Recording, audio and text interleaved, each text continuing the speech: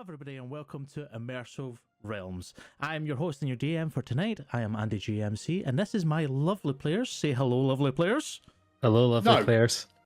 Oh, yeah. Got them. Scar said no. But anyways, welcome into the first session of Ersia. Now, I know some of you may be confused out there because there has been sessions before, but we are doing a soft reboot. That is because we have had a couple of players leave, and I wish them all the best of luck, and I hope their adventures are great with their characters that they make in the future. But we have obviously, as you can see, brought in 2 new characters, which we will get to.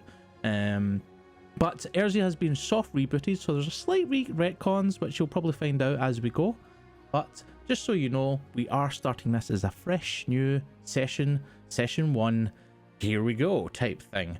On top of that, there is a kind of new format for Ersia. We are recording these, so this will not be technically live, but we are going to be pushing out these sessions with a kind of backlog as such. So session 1 will come out after we've got a few recording, and Scar's just dying there. Scar, you okay, buddy? Okay, that's great recording. We're going to keep that in. And we're going to keep going. So yes, we are going to be recording our sessions from now on, and we will be putting them out a later date. So it's not technically live, but we will be in chat when this is released.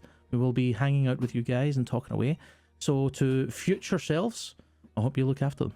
But I believe that is all the announcements for now, because we don't really have anything to announce at the current moment. Just go and make sure you go and check our socials, go and check our Discord, come join us, be part of the conversation, check out our other campaign, Shadows We Fears, that's currently running right now. I don't know in the future when that will end because we're getting close to the end, but make sure you check out all of our stuff because there is other campaigns on the way as well, which will be teased and shown later on. But I believe that is it. I think we're all ready for the D and Diddlies. What do we think, guys? Hell yeah. Yeah. Diddly-do. The D and Diddlies. Okay, so with the D and Diddlies, we have to go back to Ersia. Again, once again. My World. A campaign that I have wrote for years that eventually came to fruition and stopped a little bit, but we are now back on the tracks. So Ersia, welcome adventurers. This world has been shaped by gods, by people, by monsters and creatures alike. There's been primordials who live in the elemental world. There's been gods that came and left, new gods created. There's been wars over gods, over land, over creatures, over any sort of power there can be. Even the magic users have created wars.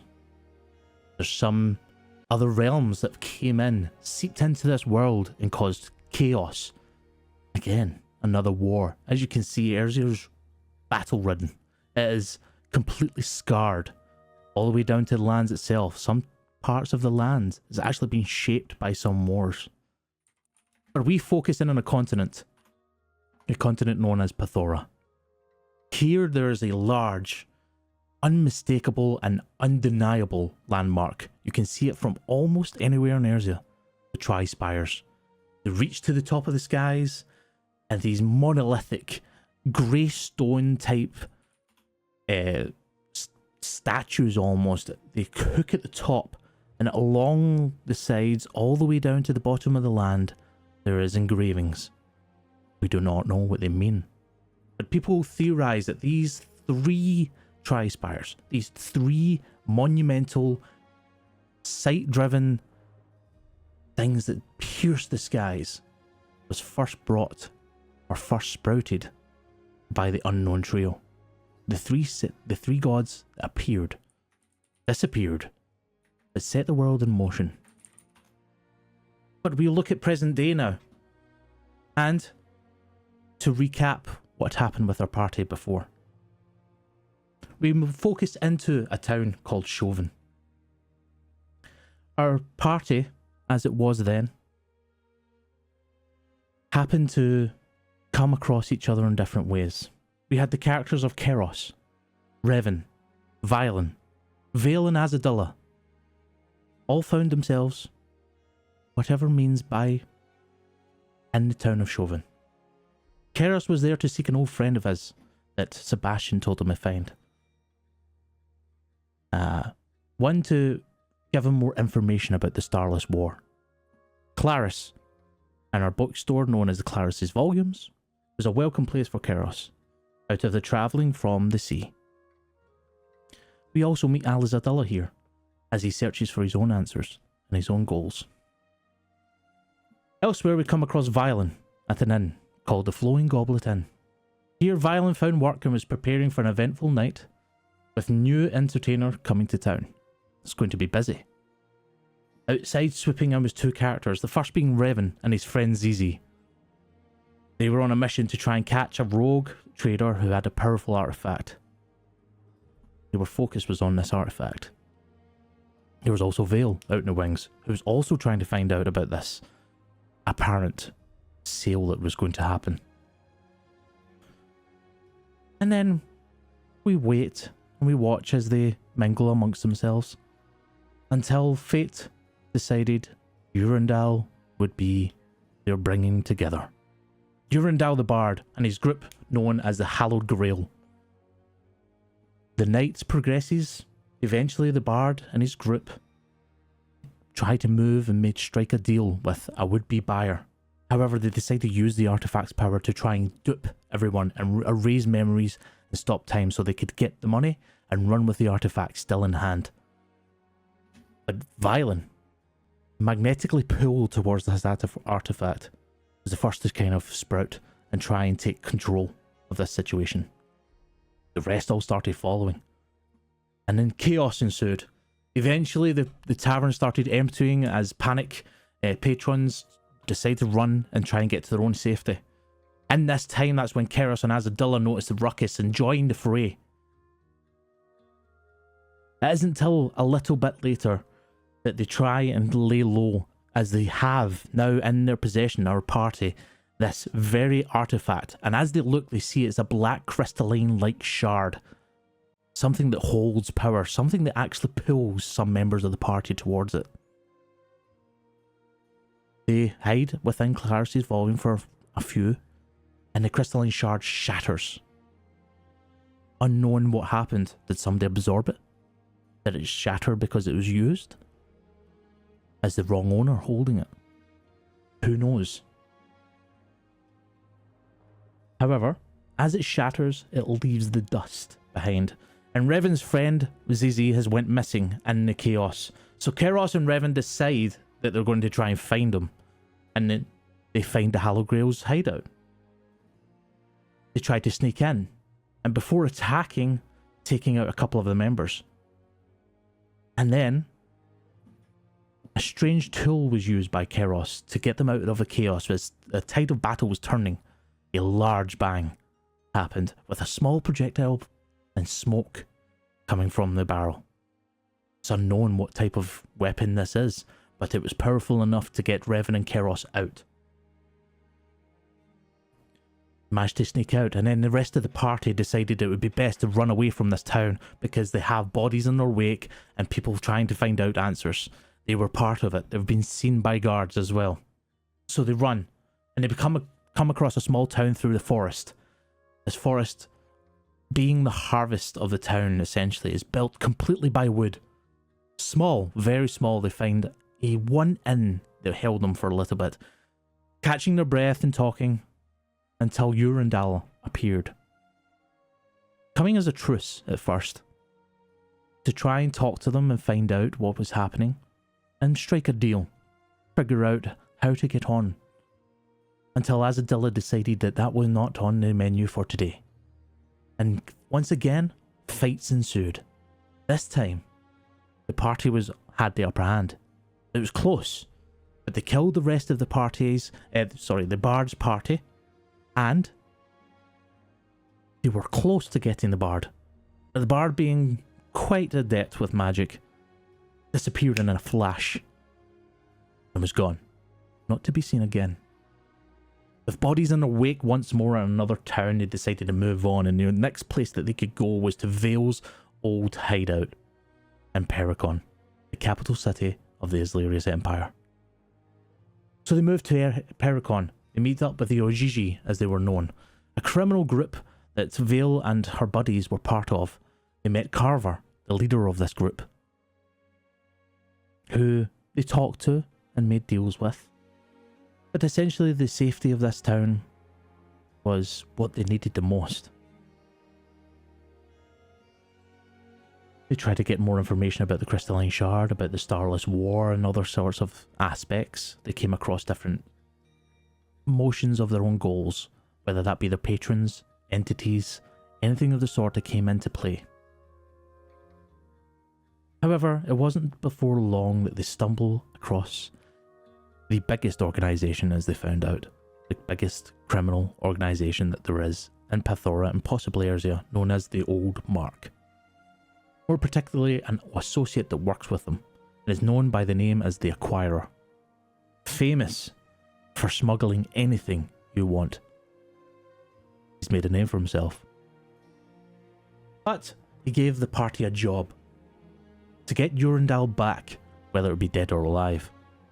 And get the Crystalline Shard if they could. It was revealed the shard was completely made to dust, but the Acquirer still wanted to make sure that he had Urundal reprimanded and punished for betraying the Acquirer. The Acquirer pointed them towards Rosalyn, their next stop. But before they leave, and the next morning after the meeting with the Acquirer, they come across an event with the Red Dawn, where a publicly showed prisoner who had their tongue cut out and sort of runes carved into their body was beaten a fair amount. A show, a presentation, a message to the world that they will fight against magic. Even using it as fire with fire. Ersia, the world is dying with magic and these people are trying to rid magic completely. Are they the cause of it? Or are they just fighting to try and ensure their safety and take over the power gaps that will happen? But they escape. Our party move on. And on the road they have a bounty. They could go to a few, but they decide to take up one in particular in a town called Kerrol, where whites were attacking a church. On the way they stumble across a wagon, a caravan that had been attacked. Following down a trail of blood, they came to some ruins and a chamber underground. Within there they found shadow whites, and came close to falling again. But the wailing sound that ended up happening down in another chamber drew them in more, and they found a man and other dead bodies. One man was still alive, stuttering as blood came out of his chest, and he described horrors that he'd seen. And he clutched a box that was sealed, that he claims a demon was within, and he managed to reseal it. He was going crazy. That this party decided that they may as well put him out of his misery. They took the box and promised him that they would deliver it to the next person, the person that was supposed to go to, Sylvester. And then they moved on. They eventually got to the town of Kerrol, where they went to the church of Saloon. Here they found a large moonstone, gifted to the church itself, a present from a man known as Ilsar, an ex-necromancer who had apparently changed his ways and decided to make the moonstone and as a gift to Saluna to show that he had changed completely. The whites would attack at night constantly, and the party eventually found out that the whites were after the moonstone itself. So the party decided to pick up the moonstone and move it out of the church at first, and as they did, they pulled it down into a kind of forest area where there is a large gravesite that they didn't know about at first. They destroy the moonstone not before two of our party members were pushed into it and experienced their own dimension, their own worlds in there, and a pivotal moment within their relationship. They were pulled out before the moonstone was destroyed, and here, just at the end of the night, is where we start tuning in fully as the party decide to go to their beds. Vale herself, with an injection that was supposed to enhance her abilities, something that was given to her by Carver, decided she was going to take it that night, and she didn't want any help at all.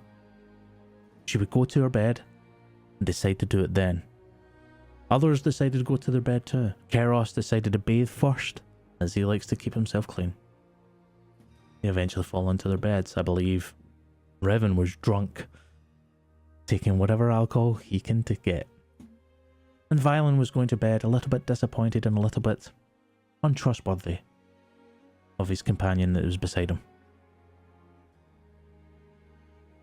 And here is where we left our party. Here is where we will pick up.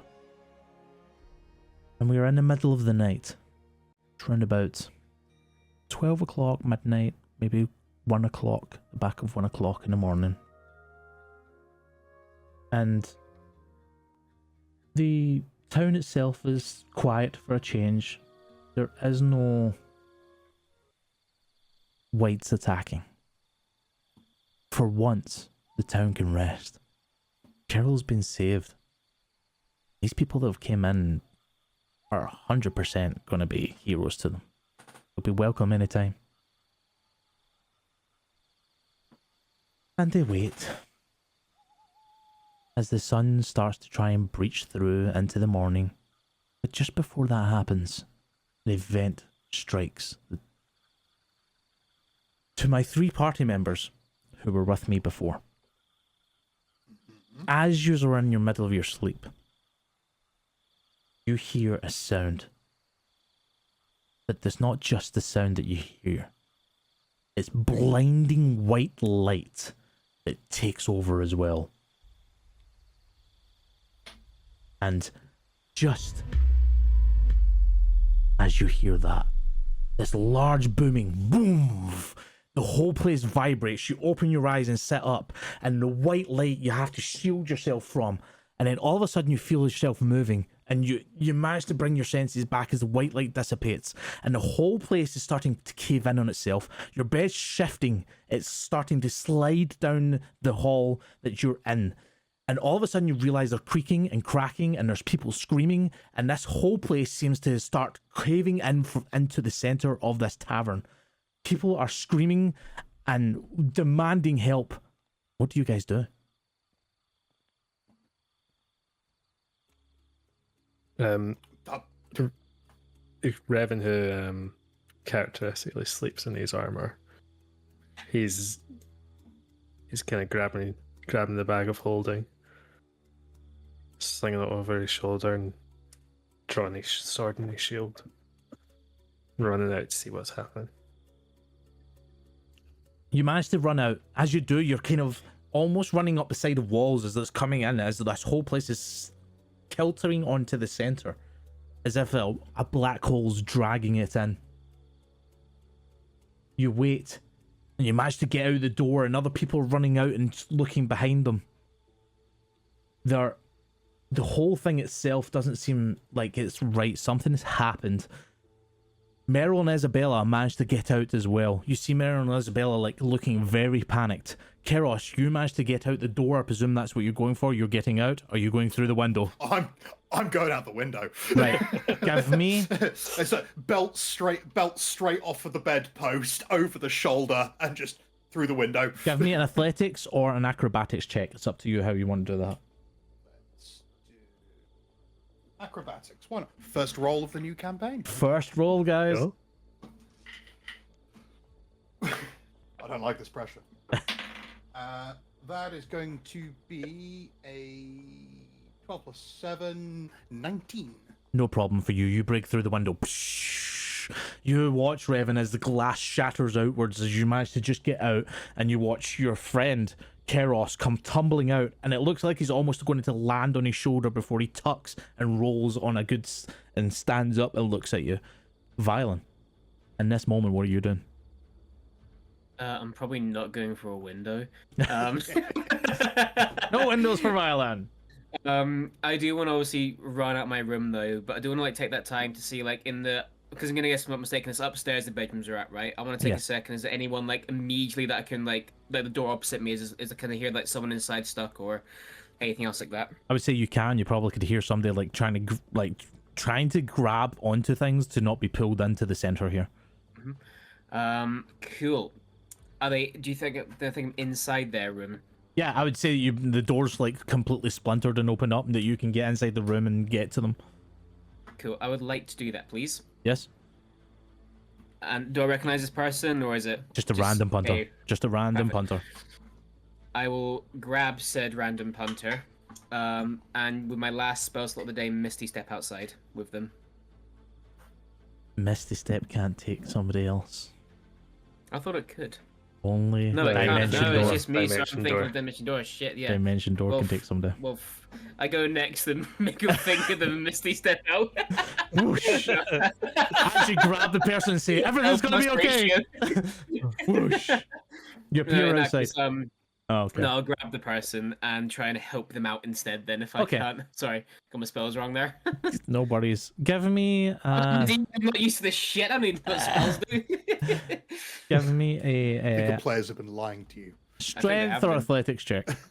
I would love to do athletics, please. Go for it. 17. You managed to haul them out. You're mostly taking their weight. You almost picked them up. They're not doing Yeah. well, and you managed to beat the slanting rooms. Now they're almost kiltered in a full degree here, like this, where everything's sliding in towards the center, and you managed to push through and get out and push out the door. You now have 3 of you there, and you wait, and others manage to come out. What the fuck was that? And people are panicked. People are looking behind them. The 2 owners are distraught as the whole tavern starts collapsing in itself. The whole bottom floor now, dust comes out. You have to kind of shield yourselves from the eyes to make sure it doesn't go anywhere that you don't want it to be. And that's where I'll turn to my 2 new players. You guys heard the explosion in the distance as you're walking towards Carol. I would like to first go to Violet. Violet, you were just at the gates as you heard the explosion.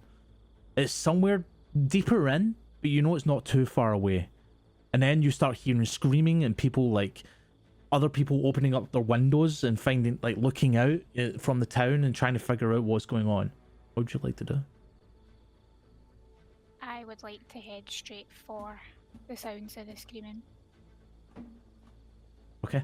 You run, you start running at a pace to try and get by people. People are now starting to come out their houses and what's happening?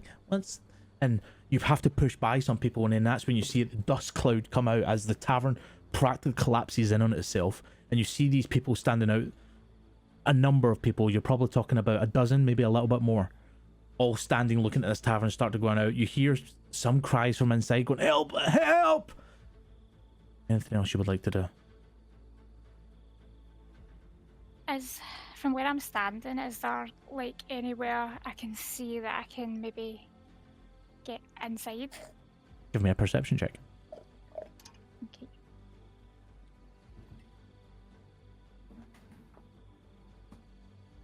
That's a 14. 14. I would say that you can see just as it's starting to settle from the collapse, you can see that a large beam is holding up a kind of triangle as such, and there is a little gap that you can get in. Okay. I will take a deep breath and run straight for it. You start running straight in, and as the rest of you watch this female dark coat up just dart into the falling tavern that has now started to kind of come to rest, I will switch my view towards Kaelin. With your gear on your back, sword at your side, you're heading towards the town to maybe get last minute supplies before you head off. You hear the sound, the explosion. Then you hear the cries. And as you start quickening your pace, wondering what's going on, you're starting to see people from the town start looking out. You then hear the sudden crash of the tavern coming in itself again.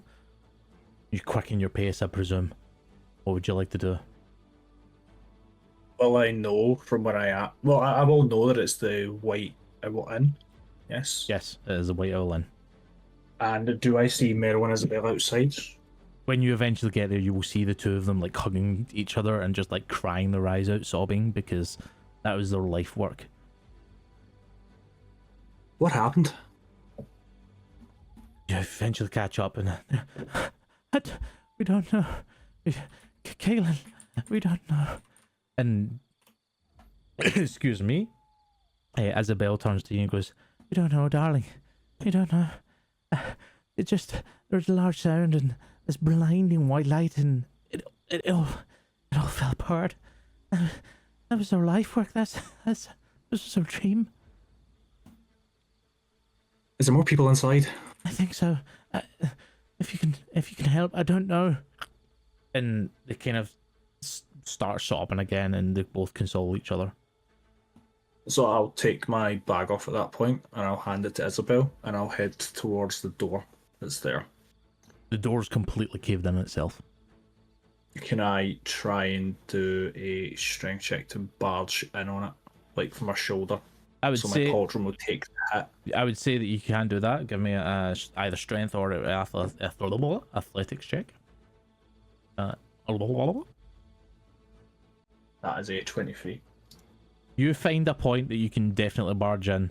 You see, you quickly look and you see that if I barge in here, it's not going to collapse. So you barge in. I will then flick towards my 3 originals, essentially Violin. Oh my god, it's the V's. It's the attack of the V's. It started. I know. Violin, It didn't take Keros, long. and Revan. What would you like to do in this situation as you've now watched this other stranger come up? Quite armored and quite tool kitted out, and then barge into the tavern itself, and you watch that female run in. I'll quickly just look Previous. towards the other two. Oh, sorry, honey. You guys go. I was going to say in previous order, but go on, Matt. I will just quickly look towards the other two, and I'll be, did you any of you two see Vale or Azadula at all? I don't know who it is. Oh, the other two? I thought you meant us two. They just came Oh, in. sorry, My I mean, bad. Keros and Revan. Sorry, my apologies. Revan will just kneel down, like put his hand to the ground, and use one of his divine senses. Okay. So I can detect within 60 feet. I know the location of any celestial fiend or undead, and I think I used this before to detect Vale's the syringe. Yes.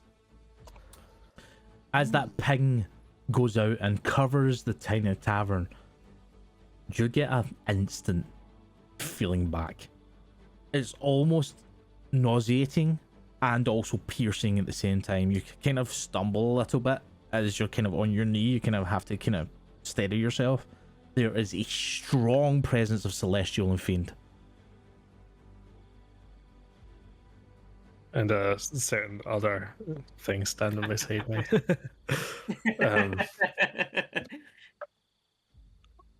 I think this is Vale. I think we need to go back in. And Revan will sheath his sword, sling his shield over the back, and start running into the building. Okay. Following behind using the hole that I guess our new compatriot has burst through. Mm-hmm. Yeah, it's like Garrus is like, Shit. yep, okay, I'm staying here. no, it's just like no time to obviously like loop the belt through and fasten it properly. So just like cinches it over his chest and then just follows behind every fucking time. Did this happen often to you? You'd be surprised. As the three of you head in, I will now turn towards Violet. You've managed to get in, you've kind of had to duck underneath beams and make your way through carefully, and then you see somebody like caught completely by their kind of pinned by their shoulder and their kind of left side, and they're trying to squeeze out, and they see you and like, help! Try and help me! And he puts out his hand towards you. I'll rush over and take his hand and with both of mine and try and Give yank me a them out. strength or an athletics This check, is going please. to be hilarious, by the way. I'm just telling you. Strength or athletics? Did you Either say? or. Both are just as bad as each other. Yeah, that's about as good as I thought it was going to be. That's a 7. You grab hold of their hand and you pull, but they're stuck. You can't get them out any further. You're like really straining, and they're just not budging. Okay. Only little. Mhm. Come on, Okay, there's keep trying, keep pulling, please. There's something I could do, Mm-hmm. but I don't know if I could do it without actually hurting them. Ooh, interesting. Choice is yours. I'll try and just pull again, see if I can Another do it strength one more check. time. Right, come on. That's the exact same roll. A 7. Nope. Maybe you should try and find somebody to help. I don't think you're strong enough to get me out of here. Please, quick. I think it's going to come down. Okay. Yeah, I think I will not do what I was planning on doing because I think it's a bit too dangerous. And I'll just say, hold on, I'll be back, and I'll run the other way trying to find I'll someone else. say as you turn to start running, you see Kaelin come like ducking under a beam that's just came through and like starting to make his way through. And Kaelin, you see that sight before you where you see the man completely stuck and Violet in front of you. Have you tried to lift them out? Twice. Could you help? Do you want me to pull them out, or do you want me to hold up the barrier? There's a barrier there under. Yeah. If you could do it quick, please. I'll try and lift the barrier. It's pinned to them.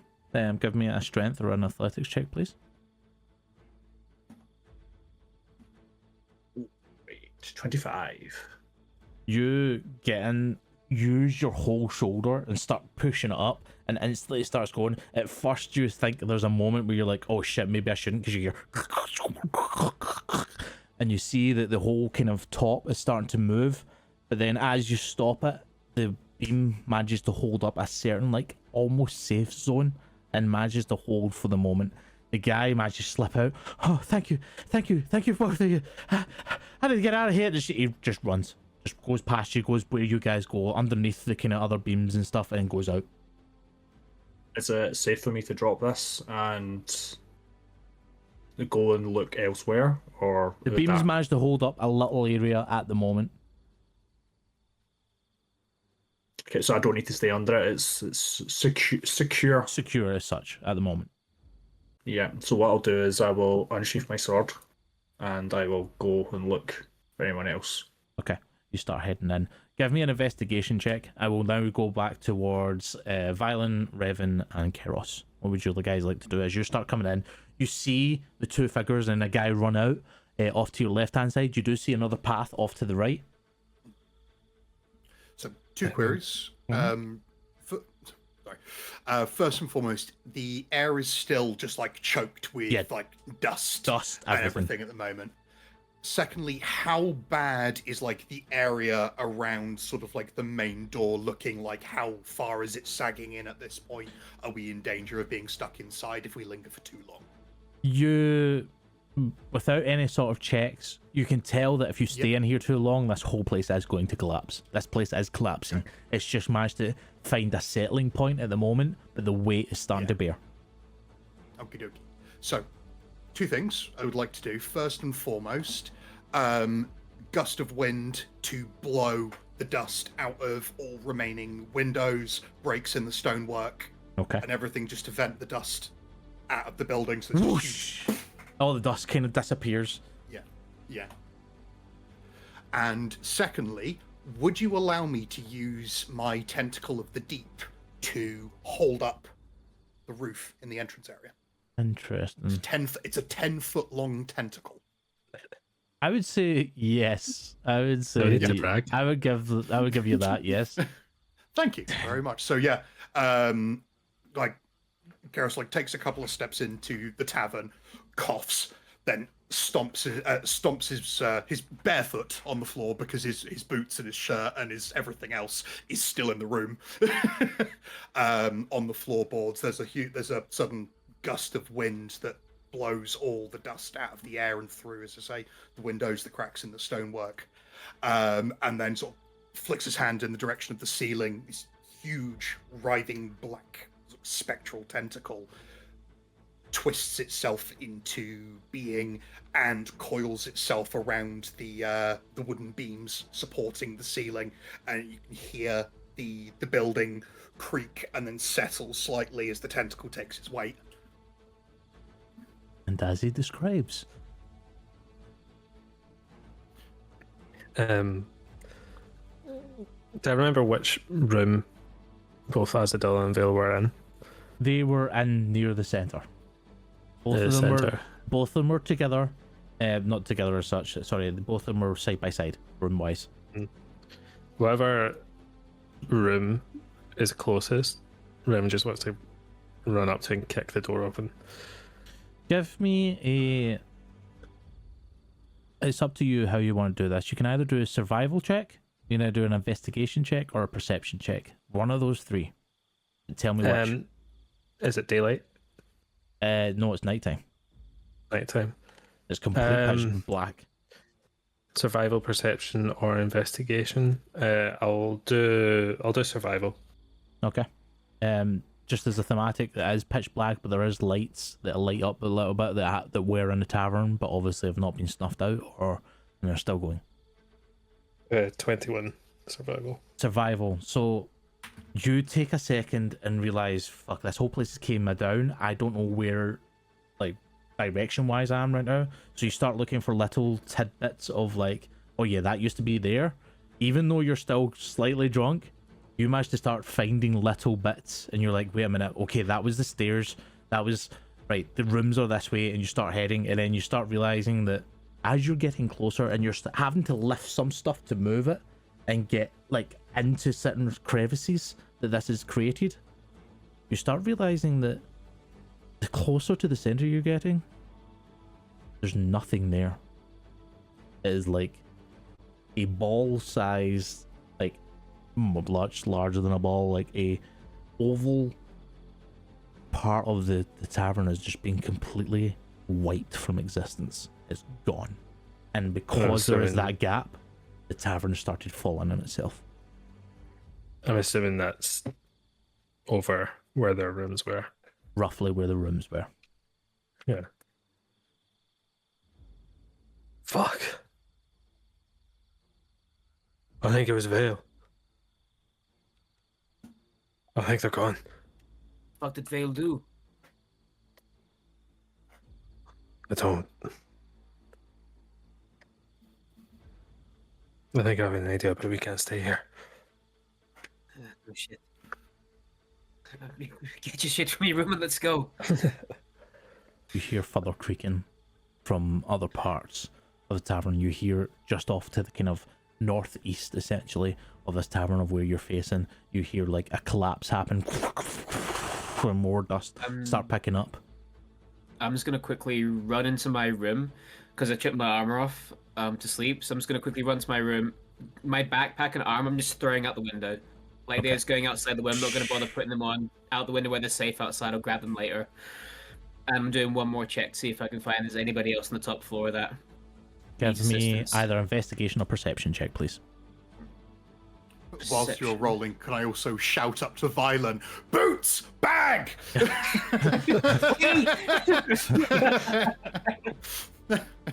17 again. 17? 17 I would again. say you start realizing that if there was anybody in here, they've probably been managed to clear themselves out, or they're dead. Cool. In that case, then, with that sort of morbidity hanging above me, I'll then, as instructed, run to Karos's room, boots, bag, see that there's already a smashed window, frown a little bit, throw his stuff You outside. kind of slide down a corridor a little bit. You kind of slide down a slight corridor and catch yourself on Karos's door and push yourself in. And as you get in, like, divine sense, the boots and his bag is just sitting there in a nice clearing. Just sitting there. So at the foot, they're sort of like suspended against the end of the bed, which is now pointing up. I was running like Coats folded neatly over the top of the bag. Boots are next to it. And like so with that, then I'll by instruction basically tie the boots quickly into the bag, or like just put them in and throw them so they come out as one item sort of thing out the window. Another one. And then I'm then going back to the corridor. Yeah, I will say yes, I'm too nice of a DM. Yes, I saved these boots. They could have easily been gone. Okay. As for that. Nice boots. And then basically I'll wait in the corridor, and then I'm basically like holding action, so to speak. So when Revan goes back downstairs, I'm going with Revan to make sure we both make it out. Okay. Sort of thing. I would like to go towards Kaelin and Violet in this moment. You've just seen the fishman walk in and cast a large tentacle and hold up parts of this kind of tavern. You hear kind of shouts from them of them trying to find people. What would you like to be doing in this as they're kind of starting to investigate themselves? I'm gonna like see that happen and be like, oh, and then just I'm gonna rush over and just ask, is there anything I can do to help? Are there any rooms that haven't been checked? There'll be several rooms, yes. Where would they be? Because we obviously have been around the tavern quite a bit. So you've been mostly in the lobby area that's kind of collapsing in itself. You started going through the corridors of the rooms that are kind of upstairs as such. It's more the back rooms and the entrance towards the kind of basement area where the baths were. Karos is gonna like lift another hand as if he's like supporting this tentacle himself. Back rooms, that way. Nod, and I'll just head straight in that direction. No problem. Caleb? I'm going to ignore the tentacle because it's not important. And I'm assuming I would have heard him say back rooms, so I'll probably just follow Violet and go that way. Okay. If both of you can give me either a perception or investigation check, please.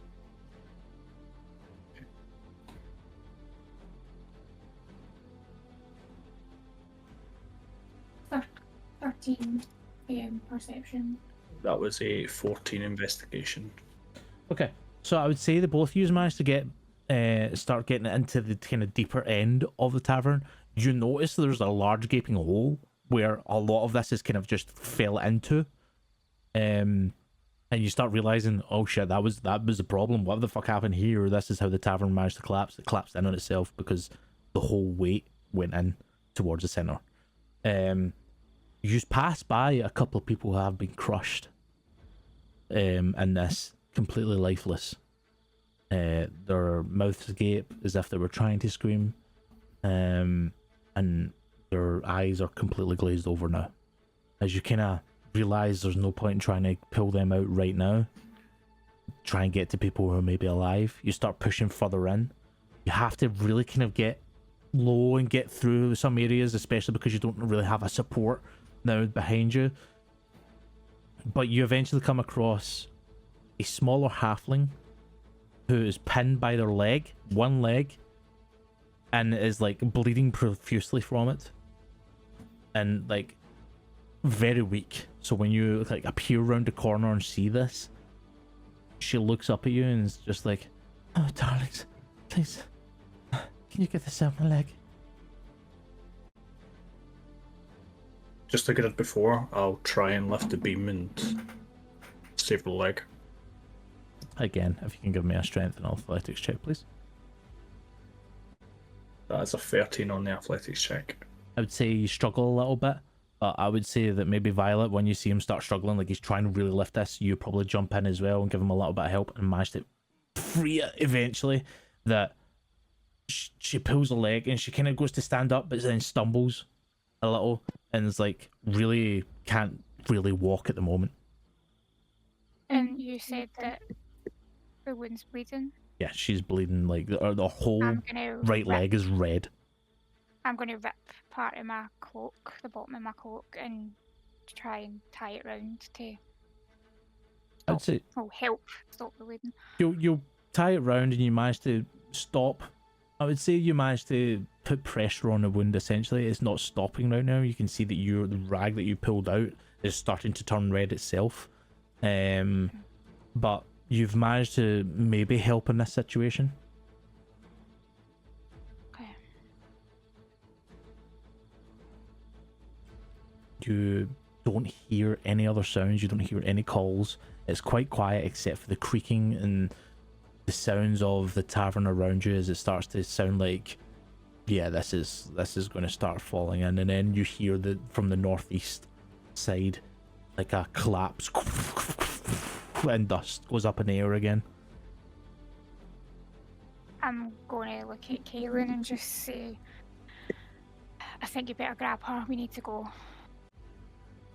Yeah, I'll just look and I'll agree, and I'll lift the halfling and leave. I'll say going back through the tavern's probably not the greatest ideas. So you turn toward the back of the tavern and you manage to find a way out of there. It takes you a little bit of time, especially with this halfling woman as you're helping her through. But you manage to get out into the kind of fresh night sky. Dust still in the air, but you're free from that hell trap. Violin, Revan, and Keros, you guys start deciding to make your way out, I presume, unless you just want to be doing anything else. Revan, I know you were looking for Azadilla and Vale. Is there anything else you want to do apart from just that sight that you've seen, that complete gaping hole? Revan's pretty much given up hope at that point. He's just gonna run back down the corridor. As soon as he gets to Violin, just like push him in front, just say move, and then throw 4 dancing lights out, just to like airplane warning lights, pointing towards the exit. Merci. Your exit is Yeah. It's on Just the in front case there's of the plane and to the left. anyone left behind can just see these. how does your dancing lights. lights look? So Revan's has always been, as there's like a shade of purple to it, but like, it's almost like a floating flame in a sense, just like red in the center. It goes to purple. It just like floats and flickers. And the two of you start moving out. Keros, are you doing anything else? I am waiting for those two to leave the door, and then I am taking 3 quick steps behind them and releasing the tentacle. And as you do, with all of you now exiting the tavern itself from the debris and everything, and the tentacle disappearing, then now having lifted up and sitting, and more dust hits the air, and you all have to kind of like shield yourself as like the whole tavern now is starting to collapse and become completely flat. No other cries for help, no other sounds coming from the tavern. It is silent from the tavern side. You hear the sobbing of the 2 owners. You hear you start to see townsfolk coming out who weren't near the tavern before but now chatting and trying to figure out what's happened. People trying to come in and help. Others give water out. And in this clear sky night, it is like strange that this has happened, that this completely disrupted the night. The only indication you might have was Vale's attempt with her celestial and fiend serum that she had. Which, by the way, I believe Divine Sense stays up for a little bit, doesn't it? It stays up for like a minute or so. Let me find out exactly. It does stay up for a little bit. 10, I'm sure. minutes. 10 minutes? I think, yeah. So all through that time, you still got that sense of celestial and fiend, but then it starts dissipating and starts seeping out. You don't feel it as strong anymore, and then eventually, before your 10 minutes is up, you don't have a sense at all.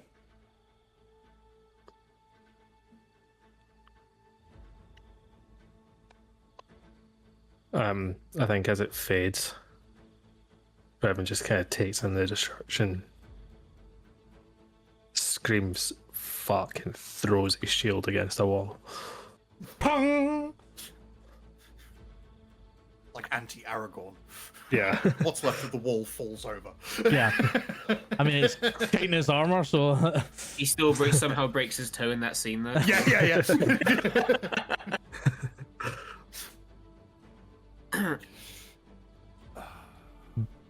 Violet and Kaelin, I would imagine you brought the halfling round to the front. She kind of just slumps against maybe a fence that's off to the side. Somebody rushes over, like, oh my god, are you okay? I'm a cleric. Well, kind of. I've got some stuff here. Let me start wrapping. She's got bandages, and she starts wrapping the leg and starts like pouring water over it, trying to clean it before she starts fully wrapping the wound, then gets the wound, and then starts just trying to help out, leaving you to do what you wish. I will probably go and speak to Mero and Isabel. Okay. They are both, again, just in each other's arms, sobbing, just looking at the wreckage of their home and their work. I never managed to find... Oh, sorry. I never I managed was to just going find... to double check some of the... Sorry, what was the name of the tavern again? Sorry to be right pain. The tavern was the White Owl's Inn. Thank you. Mean. Oh, we haven't managed to find the source of what's happened, but I'm sure we'll get to the bottom of it. Some of the town folk have came up and they've offered to help to rebuild. I know a few people out in the Kingdom Guards. They'll put the word out, I'm sure, and we'll get some builders and we'll rebuild it, and we'll get it back. We'll get it back. It's devastating to see. We built this up to be our gem, our beautiful home, our place of work that we loved so dearly. Is this Isabel or Mero?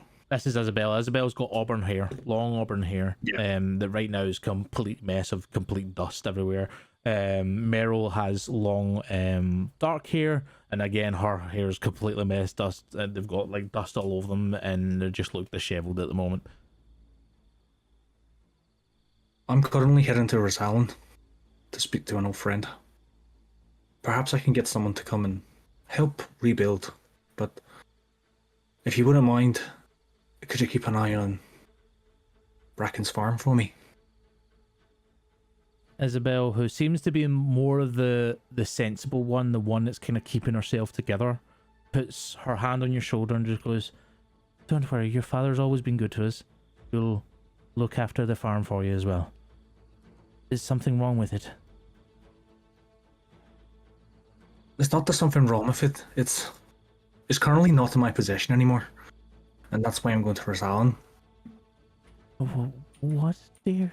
That's been in your families for generations. It's something to do with my army days. Apparently I gave up the deeds to that land, and then when I retired, they never gave me it back. Well, I hope whoever you're going to see in Rosalind helps you. And I appreciate it.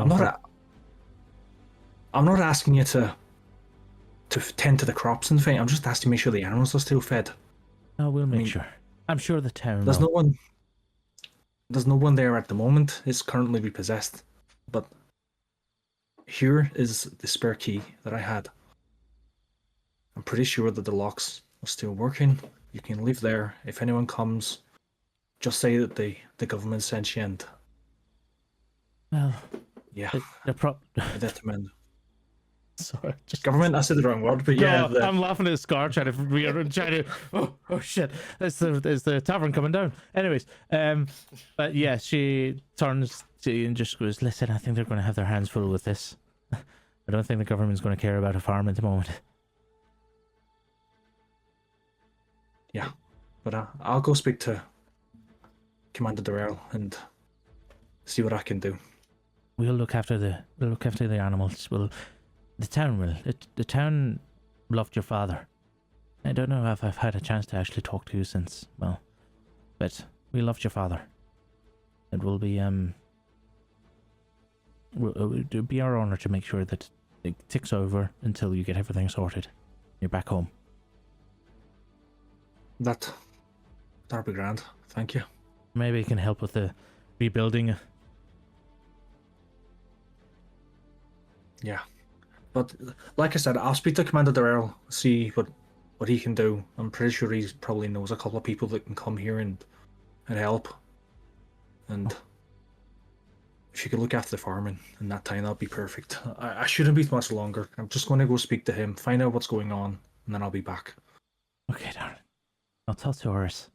He'll be around here soon.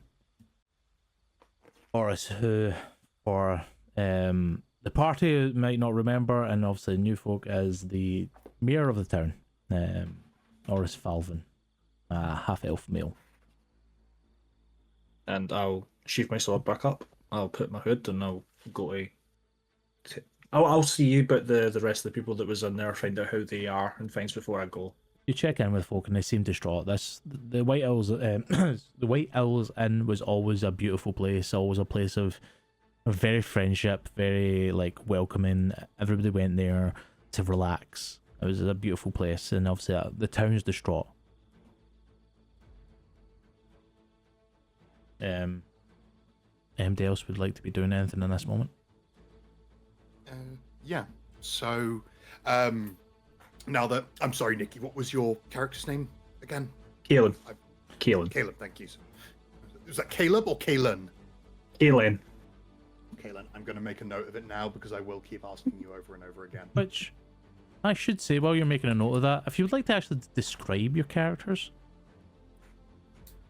I suppose You want all of us to describe it or just the new ones? I'll probably say all of us to get a refresher since it's session 1. So I'll go with you, Kaelin, since we're here first.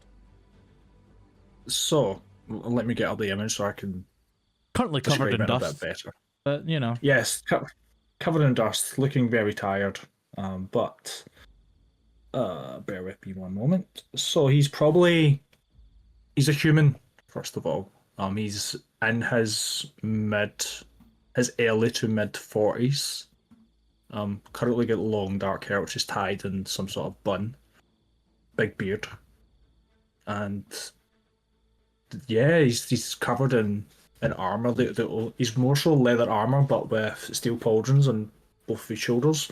He's got a black cloak with a symbol of a stag, which holds it together. And he's currently wielding a longsword, which he has currently sheathed on his side. But yeah, it's probably just if you are a dark fantasy, romantasy reader, that's pretty much everyone that is probably described inside that book. Yeah. And talking about dark fantasy and romance, we'll jump to Violet. Violet, if you could describe yourself. Yeah, so she is a half elf, about 5'6".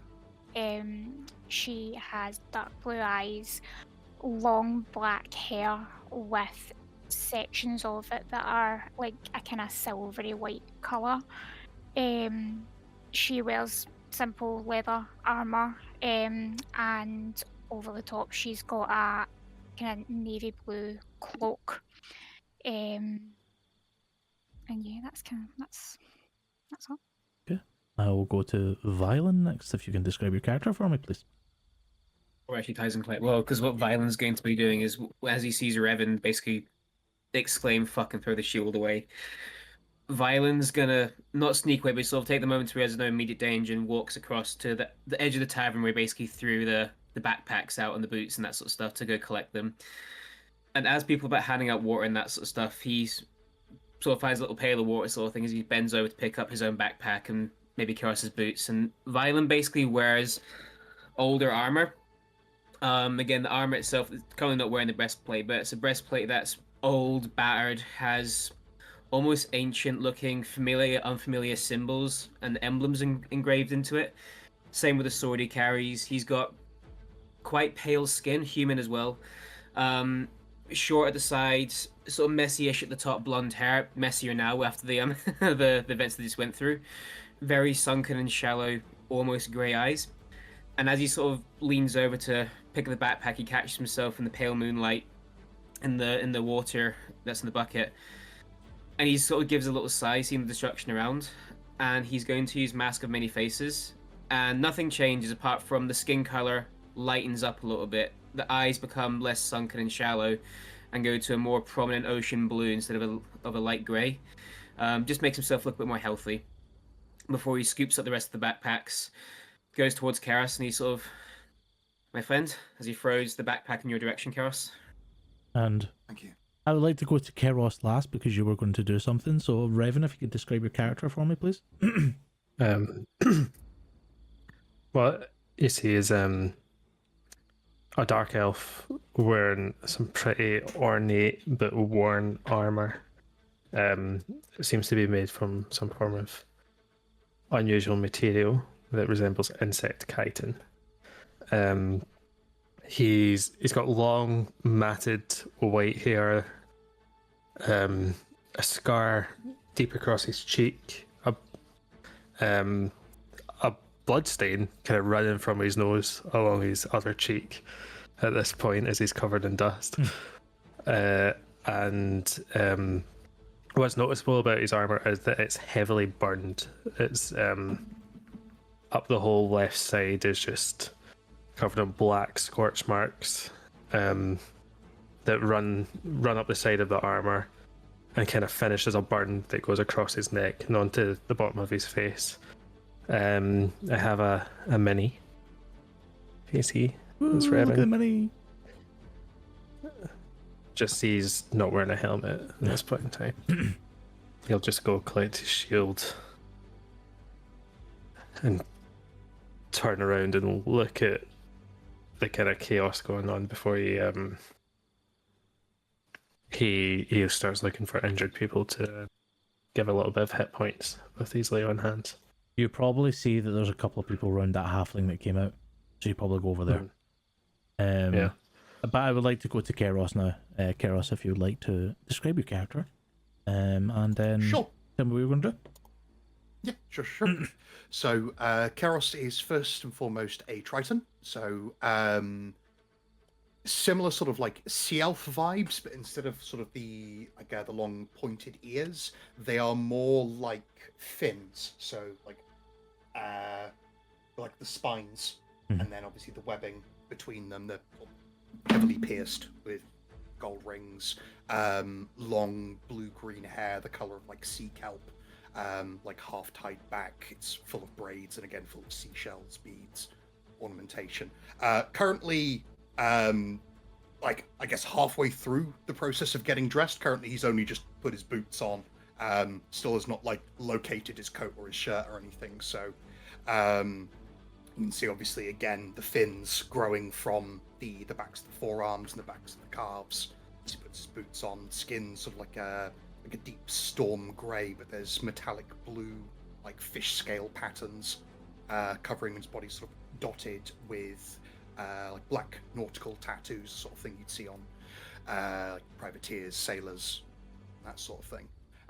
So now boots on. Now that Kalen, not that I know his name as of yet, has finished speaking with Elizabeth, Keros is going to wander over himself, and as he walks over, sort of reaches into one of the pouches at his belt, and sort of when he comes over to them, just takes one of Elizabeth's hands and presses a handful of jewelry. Is that into the her one of the hand. owners? Yeah. Oh, Isabel. Presses a Isabel. Sorry, Isabel. not Elizabeth. No worries. I was like, who's Isabel. Elizabeth? Where's Elizabeth came from? Yeah, like Elizabeth's presses son. a hand. Yeah, presses a handful of jewelry into her hand and sort of very quietly just take this at least.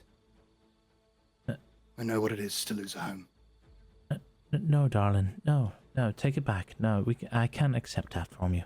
Just you keep it. Spend it on something nice, please. He just closes her fingers over the jewelry, turns the hand over, and then rejoins the rest of the group.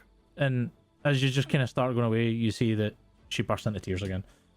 The one that's kind of been holding herself together just bursts into tears. Yeah.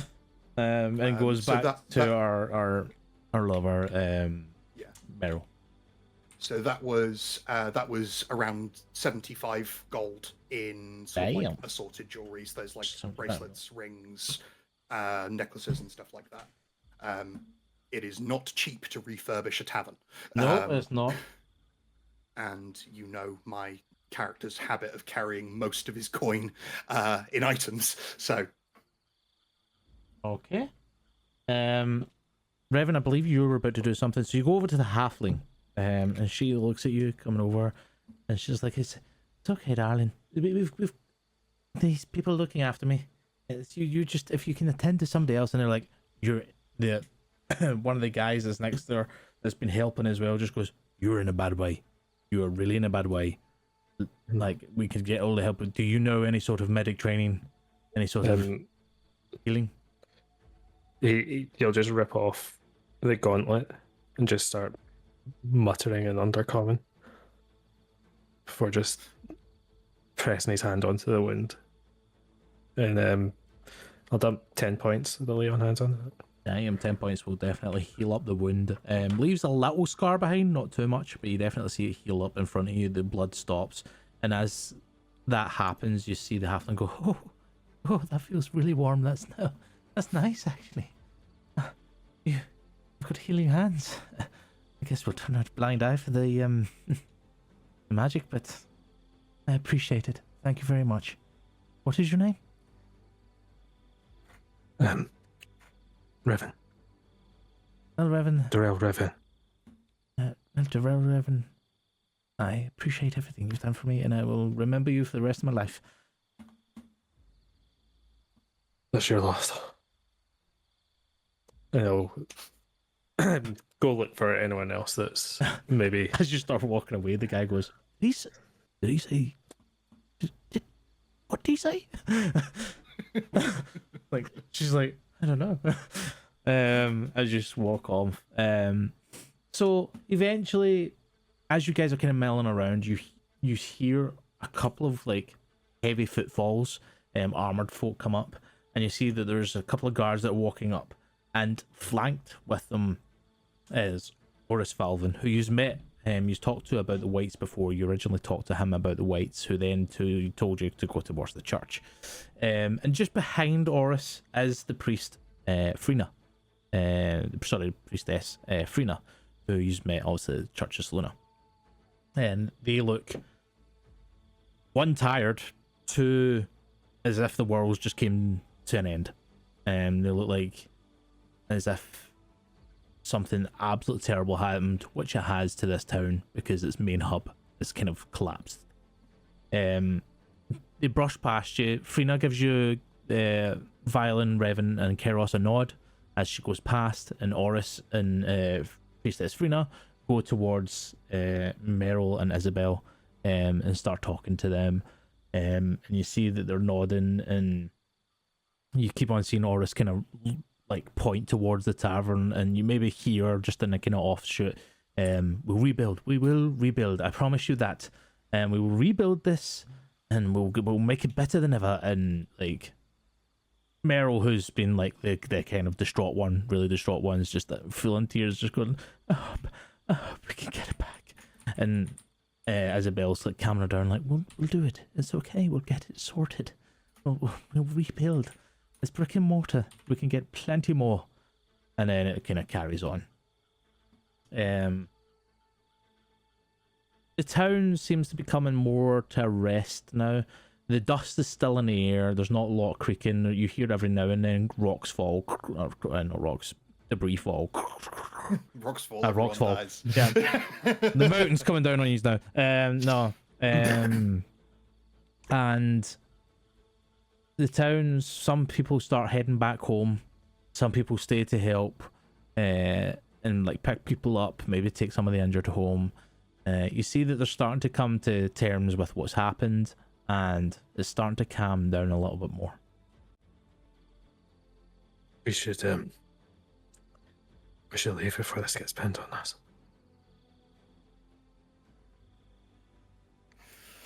Wouldn't be the first time. Probably not a bad idea.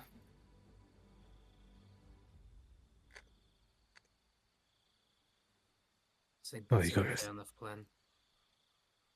You got your things.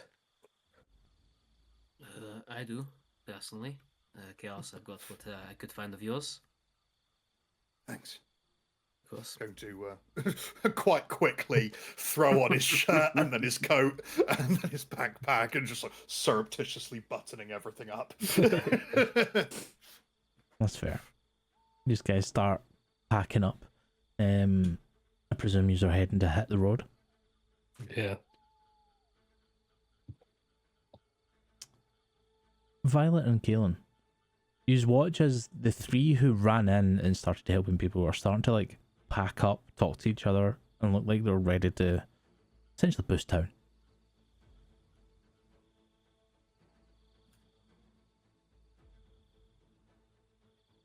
I've already started walking, by the way. After what's happened, I've just got my bag and started heading towards Rose Island. Okay. Violet? Once obviously she knows everything's calmed down, everybody's fine, and she notices them starting to leave, she's gonna battle with herself for a couple of minutes, like, should I just ask them? Should I not ask them? Like, and then she's just gonna take a breath and walk over to them and just say, excuse me. Yes. Are you heading out of town? We're heading north. To Roselle. Would you mind if I tagged along? Sure, but you gotta move quickly. Okay. Ren. And your name is? Violet. He'll quietly just hold out a gauntlet to her. Shake her hand. She'll hold out her gloved hand and take your hand. We can explain when we get out of town. Sounds like a plan. Karos gives like a little half wave. Karos, we should be moving. Put up. She'll realise that that's probably a really good idea, and she's gonna. Violet will do the exact same thing. Just give her a little, oh shit, yeah. Put the hood up again. He is like again looking a bit healthier though, so we'll put this hood up still. Violet, pleasure to meet you. So you throw yourself into that dangerous situation, so nice to have you on board. Yeah, well, I would hope if the same thing happened with me, someone would be there to help, so. Fair. But yes, Revan is right, we must be leaving with haste. Okay. And I guess also that speed walking north. Oh, sorry. Yeah, yeah, we start speed walking, but you don't have a friend with you. No. Just myself. Okay, then that's what we're a party of four for going forward. Yeah. Nikki was just here as a single session Yeah, guest single spot. session. One Well, I mean, session. I don't know who that guy is, so. I was just passing by. Personally, I cannot be bothered. And Violet, did they see him? Did she? If he's already left? Yeah, he's already doing it. Man just pieced, yeah. Yeah, he's already walking up the road. He's not got any sort of carts or any horses or anything. You guys, when you start leaving town to the towards the north and hitting the road, you do see the figure of Kaelin, who you just watch run in and then just basically piece the fuck out, like, is a decent bit ahead of you at the moment. But he's just walking with his pack and his sword and everything and just walking forward. As we're walking, I'll sort of saddle up a little bit next towards Keros, like a little elbow to his elbow sort of thing, sort of give that nod towards the stranger's direction. He was good too. If we're heading down the same road. Safety in numbers and all that classic stuff. You make a point.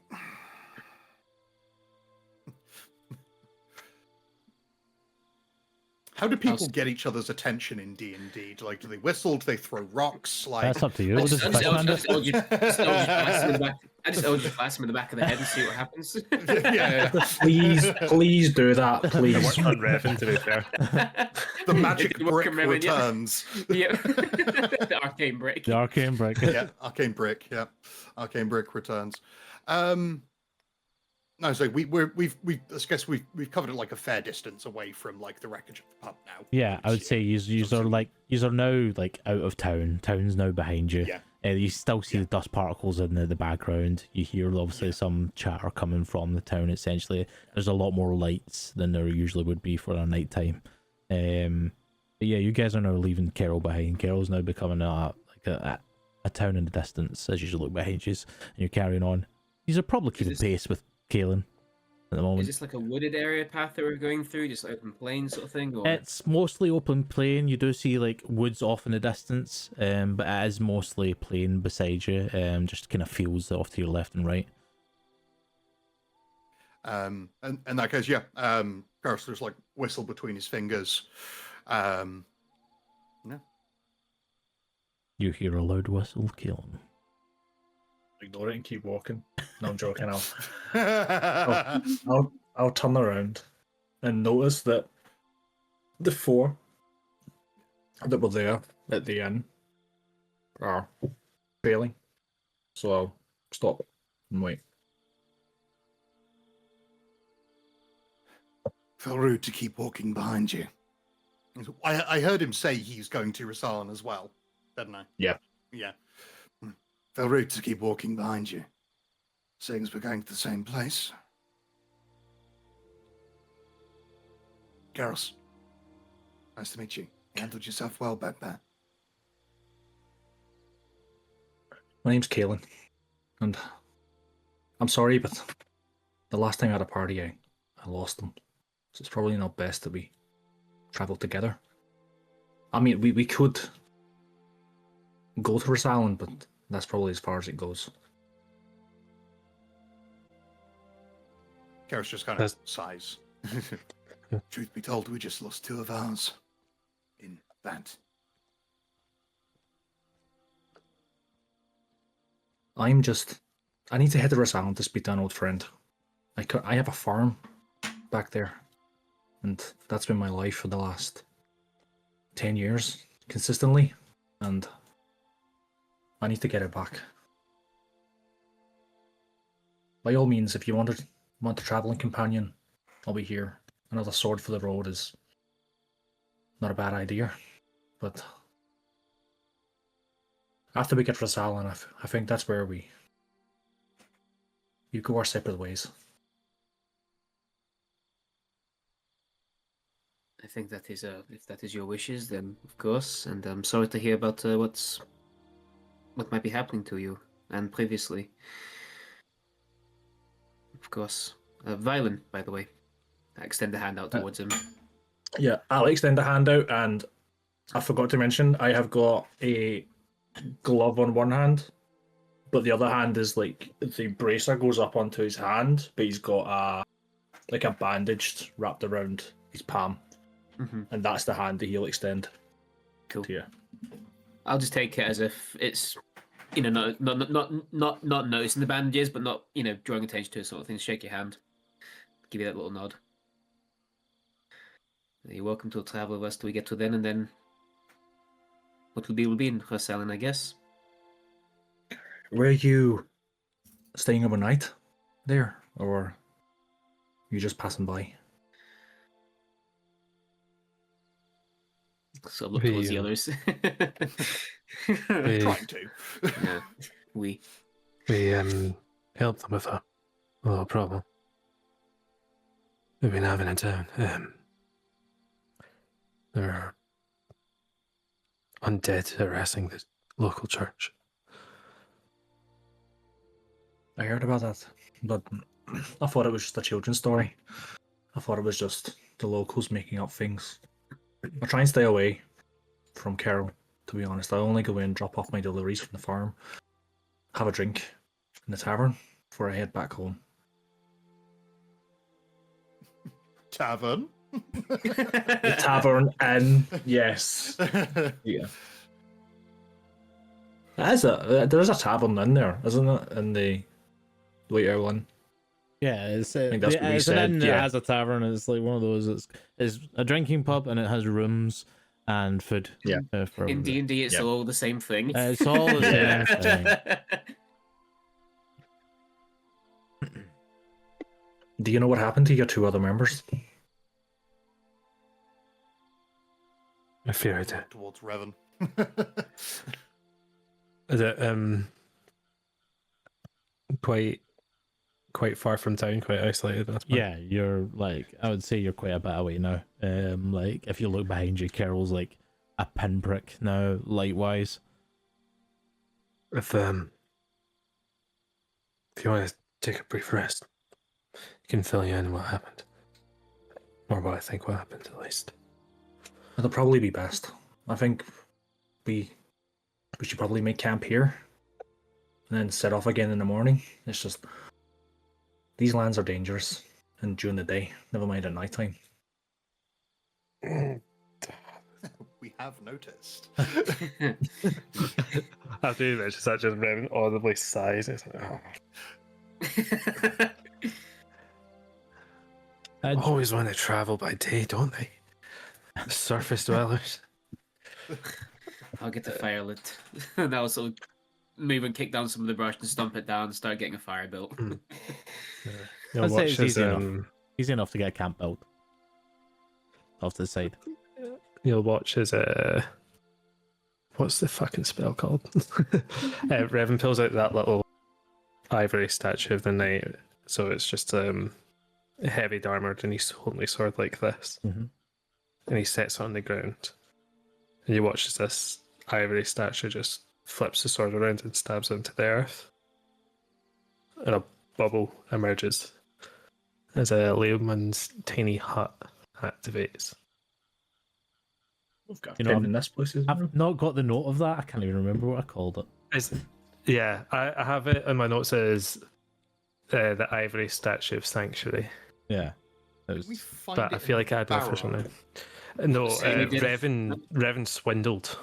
yeah, it was stolen. Basically. Fair. Yeah, Revan cheated out dice. Yeah.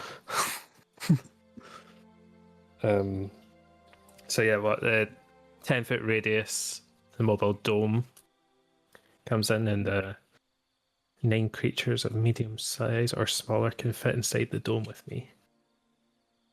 So yeah, it's a little protective dome that we can have around our camp. And all other creatures and objects are barred from passing through. Spells and other magical effects can't extend through the dome or get cast through it. The atmosphere inside this space is comfortable and dry regardless of the weather outside. And until the spell ends, I can command the interior to be dimly lit or dark, and I would have it dimly lit. Of course. The dome is opaque from the outside of any color you choose, but it's transparent from the inside. It's black on the outside, isn't it? It's opaque. It looks at the LA dome. Description. Big emoji face just going around it. So many wagon crashes are in this area now. And with the dome set up and the camp ready, you guys start settling in. You can have your conversations if you want. Revan like spark notes the veil situation and how she had the vial, and he believes she took it tonight. And that's what caused that to happen, even though he warned her not to. So, for context, essentially, a kind of a slight recap.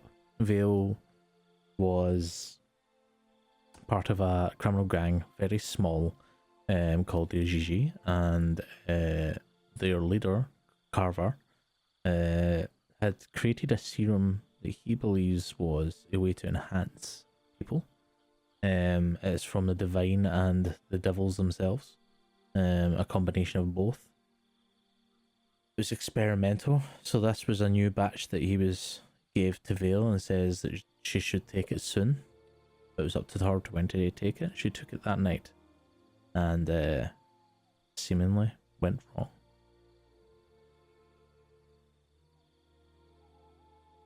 And apparently turned one of our companions into a bomb. And in the process killed the other companion. Yeah.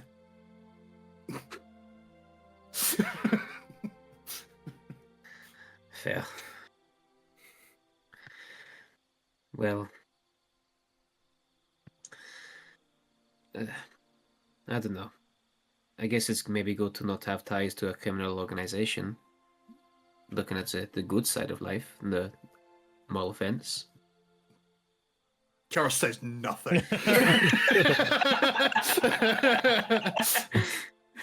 Nothing at all.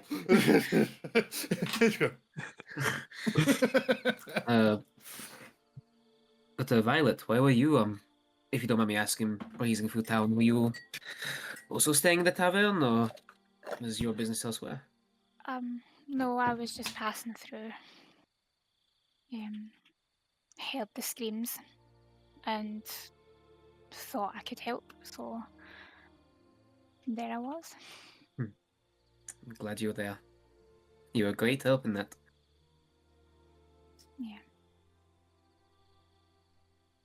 We both were.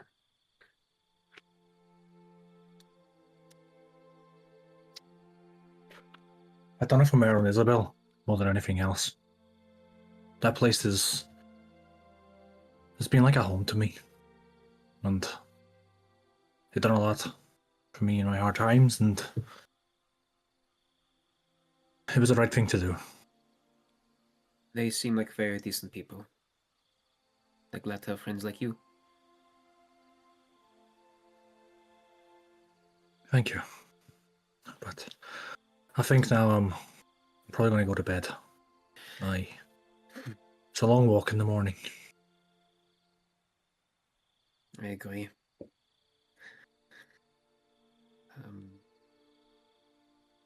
I know we don't need to, but I might take a watch just to make sure that nothing else blows up in our vicinity. Call me paranoid, but stranger things have happened, I guess. How much sleep did we get? I would say Before he's the probably got explosion. like 2-3 hours, most. Well, I don't need much sleep. And I mean, the night it's a comfort for me if you want to get some rest, and I'll take the first watch. Well, wake me when you're finished then. You still need rest as well.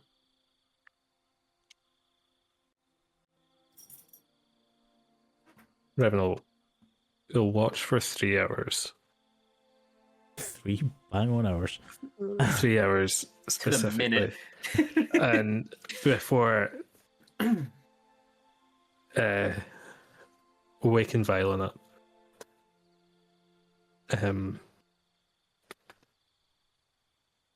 quietly bring her blade,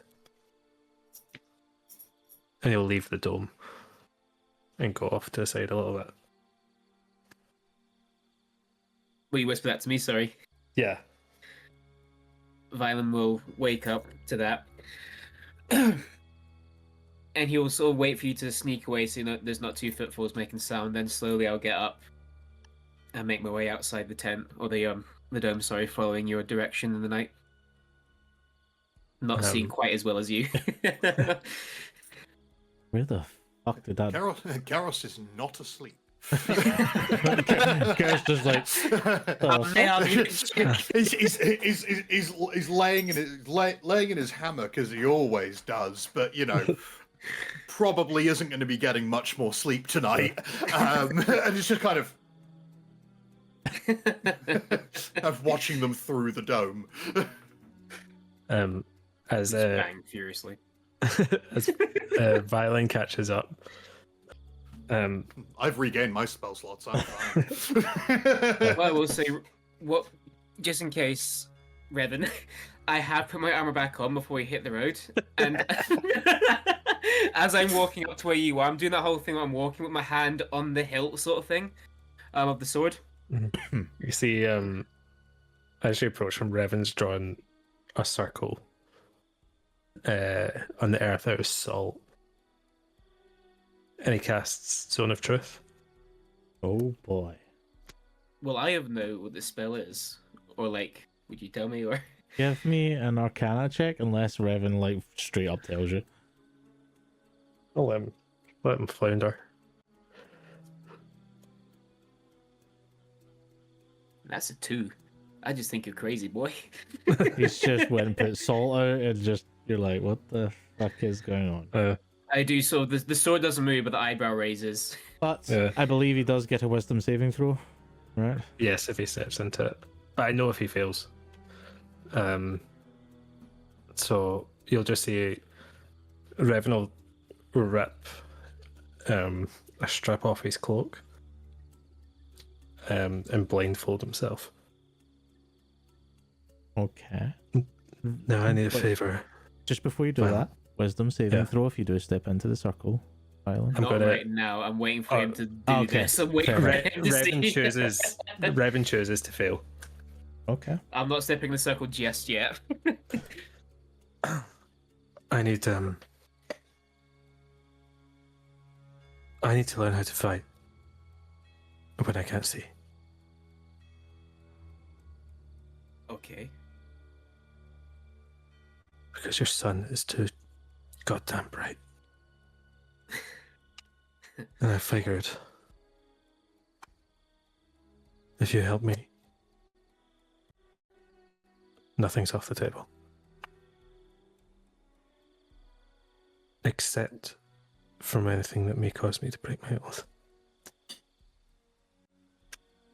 If you What step you'll into this circle, no lie can be uttered. Unless you're strong of will. In which case I still will know if it's a lie.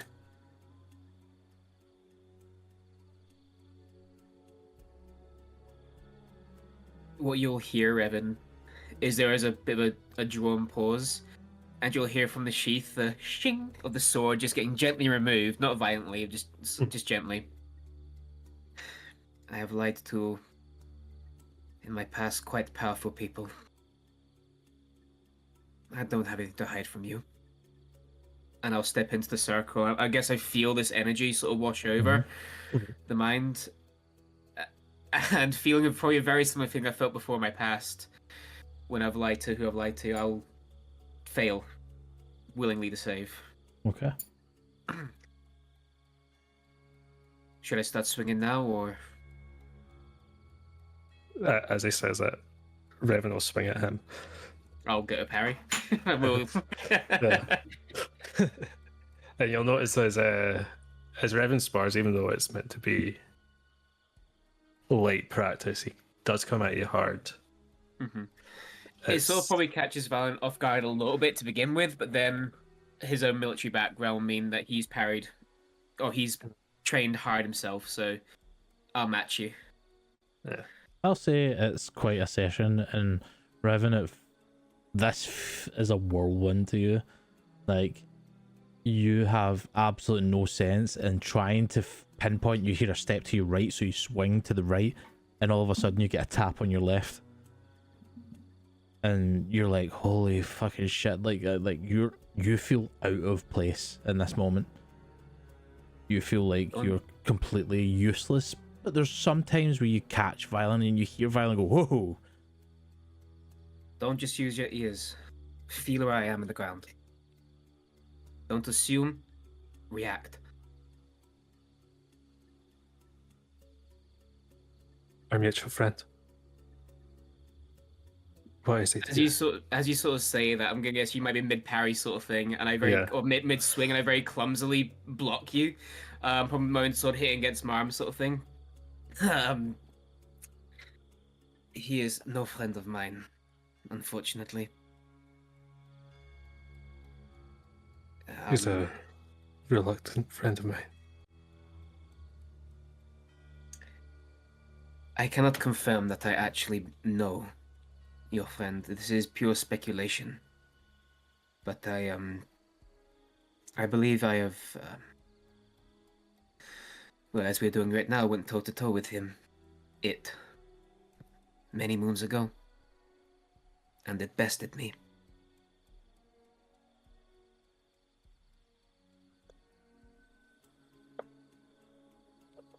What is he to you? In a metaphorical sense. I went toe to toe with him and he bested me too. So he has one up the pair of us.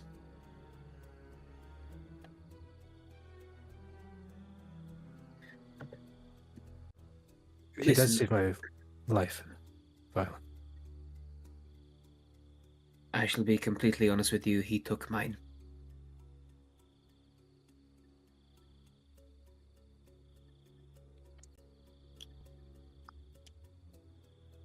He plunged, we are talking about the same person, that is again.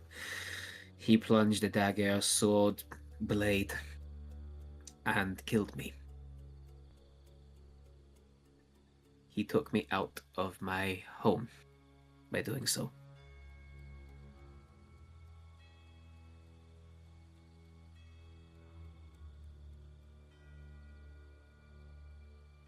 You know, I could sense your own death. It is an ailment I have yet to find a cure for. I do not live as you do. I do not know why I've been brought back to life. I'm quite out of time, Revan.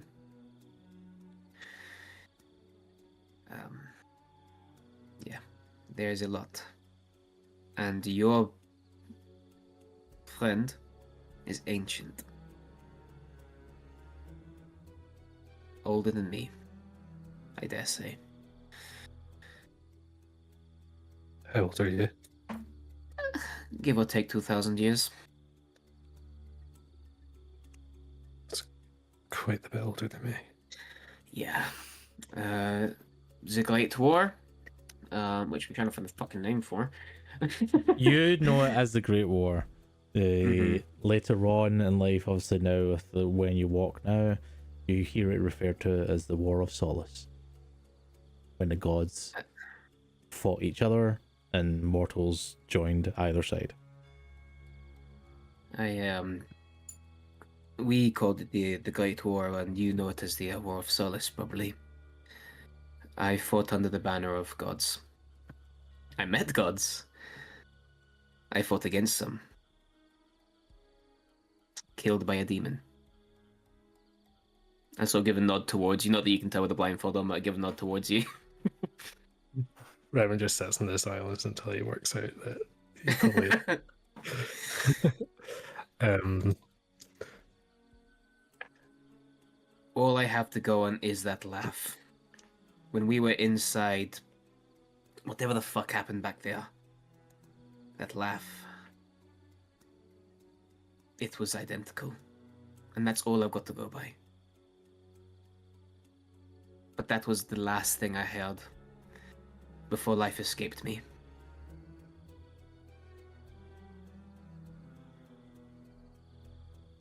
It was 2,000 years ago. He might have took my life, might have saved yours in better circumstances. Perhaps it is not as evil as I once thought it to be.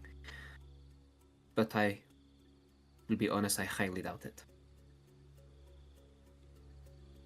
I denied it for 3 years. 3 I years where my body was broken. And all I had was that laugh for company. I only had it for 3 minutes. And that laugh in those 3 minutes haunts me to this day, 2,000 years later. I don't know what deal you're stuck with it, and if it is about your oath, is that where it lays? As you say, I will not push. I just urge you to be careful. And know that I do want... I would like to see the end of it. For my own selfish reasons. But I will not let that become between you and I. I will grit my teeth and bide my time. It's not a violation of my oath to say what it did. Circumstance that led me to meeting it would just know my body was broken. And I lay in the deepest caverns of the Underdark for 3 years, unable to leave. My armor was grafted to my skin.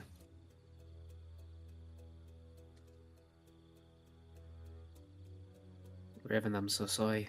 That's awful. It gave me a way to heal my body. And I crawled out of that pit and made my way to the surface.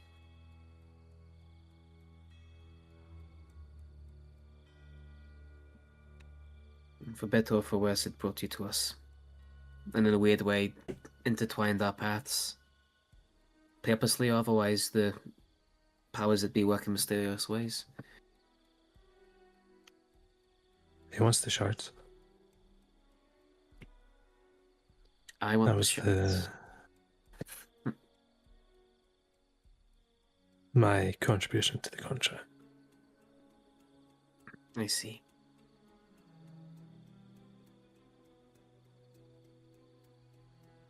Okay. Well, we have a common goal then. You, I, and maybe it. So I suppose an accord can be struck.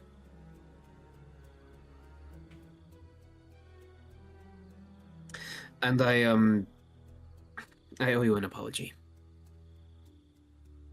I shot you in the back. That wasn't cool, man. And I'm sorry. It was rage took the better of me. I like to think myself a better man than that. So I don't know if you want a free strike, if there's a way I can make it up to you, but I owe you one. A big one. Right. Rage took the better of me in that moment. And we made out. For now, we're still breathing. Mm-hmm. I think I just also want to let you know that our mutual tie aside, I've got your back. This won't come between us. Again, I'm not happy, but that's not you. I've got your back no matter what. Revan will just catch his blade at that point. And as he kind of brings it down, just throws out an arm for him to grab. I grab it and a couple of eagles fly in the background. Yeah. Hell yeah, brother.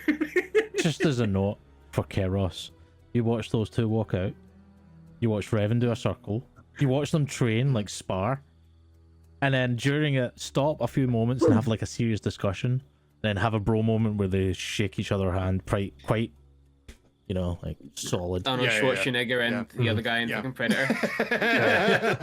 You don't Son hear of it. a bitch. Yeah, you don't hear anything. You don't hear any of the conversation, but you see they're quite deep in it. They seem quite serious about what they're talking about. I'll probably then sort of finish the training with you, wrap up and go, we can do more in the daytime, so you're well better prepared for the daytime. Truth be told, it's better for me to help me at night as well, so we can do it both ways. But you need to get to rest. I'll take over. That's your watch. Oui. Now then, watch care up. Revan go to bed. I'll then go back inside the tent where it's safe, and then just keep a watch on the surroundings. So as you both kind of walk back through the bubble, you see Karos raise an eyebrow over the top of his book. Just Don't worry, we just fucked.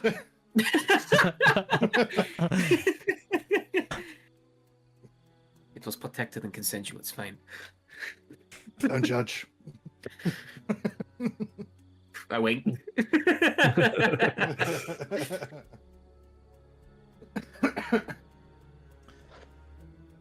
A night passes. Does anybody else want to do anything before we carry on? No? Well, I do have one.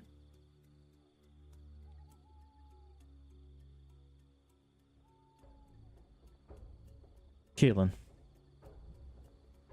Yes. you have a restless sleep anyway. New people. You don't fully trust them.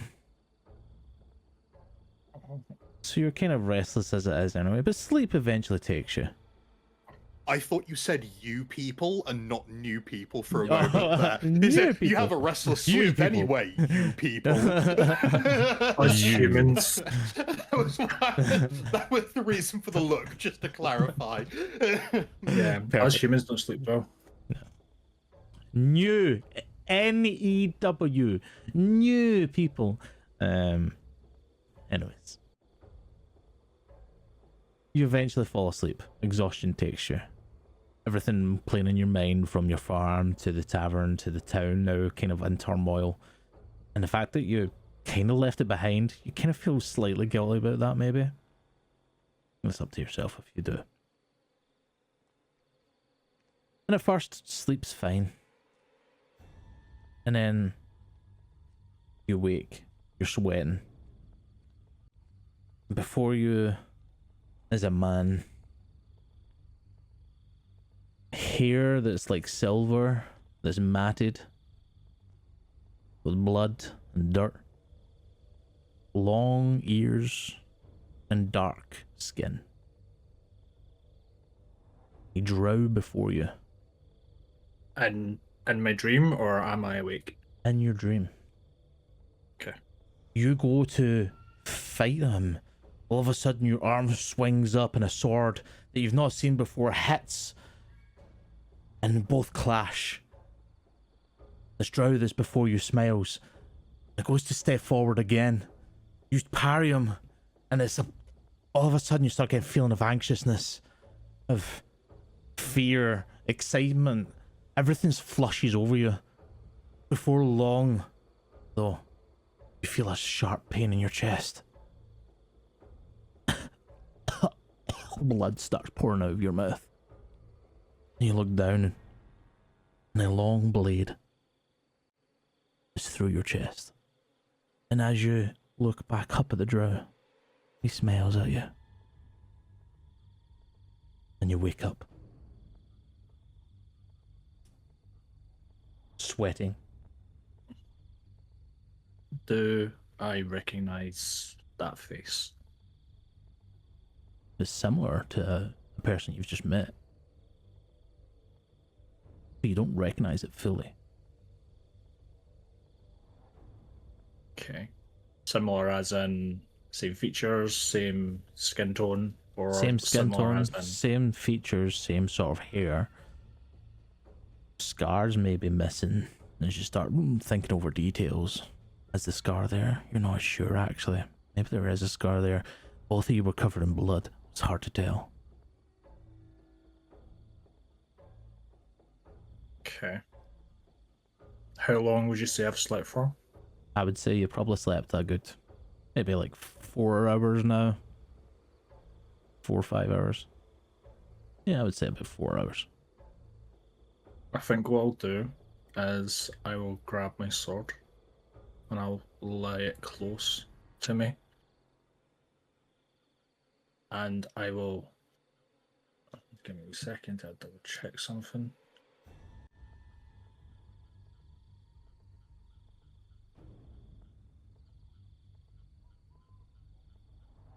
I will touch myself. Whoa, I will put my hand on my chest. That's going in the first shot. Yep. I will cast protection from good and evil Okay. on myself. And then I will try and go back to sleep. And But being very wary of my surroundings. it takes you again a bad time before you do fall asleep. And then night passes. And as night passes, the sun starts to rise, much to Revan's hate. Flashbang. Yeah. And the day is now upon you guys. You just all start to wake up naturally if you're sleeping. If you're still awake, then you start to see that the wind is coming through a little bit, taking the grass and breeze. It's nice. Some clouds in the sky, but it's a nice day.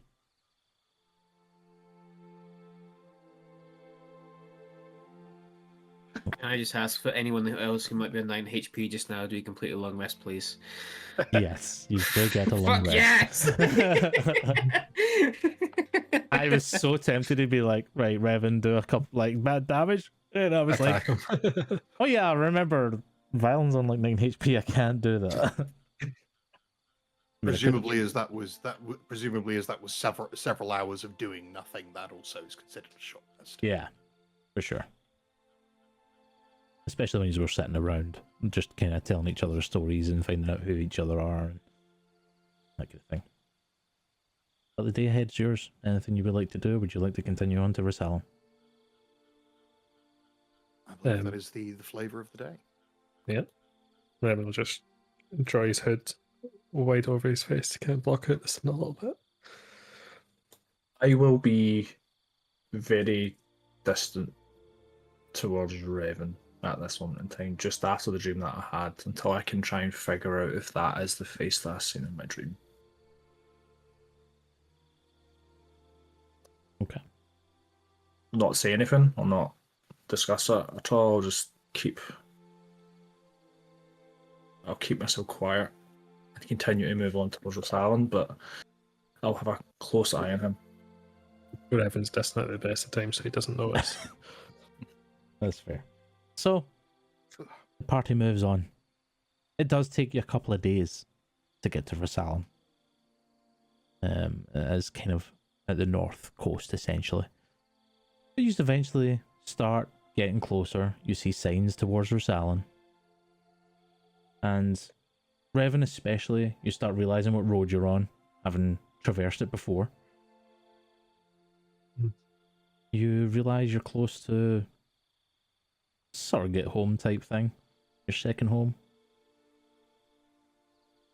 You start to see the gates and the walls of the Rasalem itself. The guards that are outside just watching people go past, not stopping them. The gates are wide open. And you eventually get to the large city. Not as large as Pericon. Pericon is huge compared to this, but it's still quite large itself. And not bad on the music there. You enter and it's hustle and bustle as it's now, I would say probably like mid-afternoon. It's probably like, you're probably talking 3, 4-ish. By the time you walk in, you see people pushing carts with fruit, and you see people pushing carts with fabrics and the likes. Some people just standing on corners chatting away to their friends. You see some kids run past you. The air is a little bit more scented here. You can smell some foods from a market. You can smell some urine and manure from sort of a wee bit off from the stables. but Rasallan is a fairly well built city. It's got stone, it's got wood. There's some character. Some buildings are just plain. Taverns and shops. As you walk past, you can see homesteads. But I believe this is the point when the party have sort of different directions essentially to go. So it's up to you guys what you want to do in this moment as you finally step foot into Rasallan. Can I just ask, how do you spell Rasallan? So Rasallan is Rassallen. Thank you. I was literally going to say I want to buy some fruit as well. So Yeah, buy some fruit. Yeah, I want to buy some fruit. What have we got? Apples. You come across a guy who's kind of pushing a cart essentially. Looks like he's either moving it to another place to try and get more money, or he's done for the day. He's got a peg leg, completely like all the way up to his kind of hip area. It's got a moving part, but as he's walking, you can hear the clunk, clunk, clunk. He's going along, and he looks up and goes, "Can I help you?" What do you have? He brandishes his hands to the cart. So your customers, I have the finest fruits from all over. The Malsey Islands, Pathora itself, Riafend. If you want fruits, I've got them. All I have to do, and then he goes and he opens up the cart, a drawer, and he presses a button, and the cart like plumps to the ground. Poof. And then like extra bits come out. As there's different sorts of fruits. There's like your typical apples and oranges and stuff, and then you start getting like kiwi fruits, and you start getting like exotic fruits, like bright orange fruits that you've never seen before. You've seen like different colors, ones with like spikes coming off them, and he kind of goes past them and goes, that's a good one, and then he carries on and goes round and he's showing you different fruits, and then he turns to you and says, so flavorful, sweet, fruitful, what's your fancy? What does he have from the Malseys? Malseys? I know those intimately. Malseys, you see a few things that definitely grow on trees from there, that you've probably picked off by yourself. Beautiful ones that are kind of like pear-shaped, essentially, but they're like purple and then go into a kind of green and a pure deep purple at the end. You see one that's more like it's almost like a kind of oval shape, with a hole through the center, and round the kind of center of it you can see this kind of crust that's at the center of it. But what they say is if you can peel that crust back, then the juice starts coming active. There's a whole number here. Okay. And do these fruits have names, Mr. DM? They do not at the moment. I am making this up on the spot. Fair enough. But So, I will give you names. Is that the purple endeavor you have there? There you go. Yes. It certainly is. No, so I'm just gonna make a note of purple pears. Purple pears. Purple to green pears. Purple, green There's pears. bananas were very popular in Alderdack. And there was the oval shaped fruit with a hole in it, so it's basically a donut fruit. Basically. That's canon now. That bananas, you say? You're after bananas. They're a bit too rich for my taste, but you can make a fortune taking them to Almael. If they let you in, that is. And Shadows with Fears sweeping into yours, yeah. Here we go. So red. But he takes you around the fruits. You can pick a few or whatever, and he'll only charge you like 5 silver. Absolutely fine. Yeah, I will buy I guess like a sack of the just a combination of the unnamed purple green pears, the donut fruit, and the crusted fruit. We will give the names of these fruits in the next session. He packs a few apples and bananas for you as well for free, particularly after what Revan said. And then yeah, he just kind of presses his button again. The cart and it goes back up on his wheels. And he goes, "Pleasure doing business. My name is Dragon. I appreciate everything you have done for me today, and I am off." And he off he goes. See, whilst they're looking at the fruit, can I, like, I'm not going to go up to, like, his wee fruit thing. I'm just going to stand not too far away, but just off to the side, just waiting on them. But can I have a look at, like, around just to, like, take everything in and just keep my eye out? Give me a perception check. Is there anything particular you're keeping your eye out for? I am just making sure that the people that I want to avoid Okay, aren't around. that's no worries. That's an 18. 18. There's plenty of folk around. Even when the cart stops, you see a few people kind of stop and like look at the cart and be like, "Oh, interesting," and kind of almost hover over the shoulders of Keros and Revan and anybody else that's looking at as Violent as well. Sorry, as they're looking at this car. You see people with hoods up walking past, and a couple of them you're like, "Oh," but nothing seems to stand out as, "Oh, that's trouble." It's more a case of, no, this is just a city just going about its city life. Okay, okay. If Can I look around to see if I can maybe spot where Darrell might be? You're in a big city.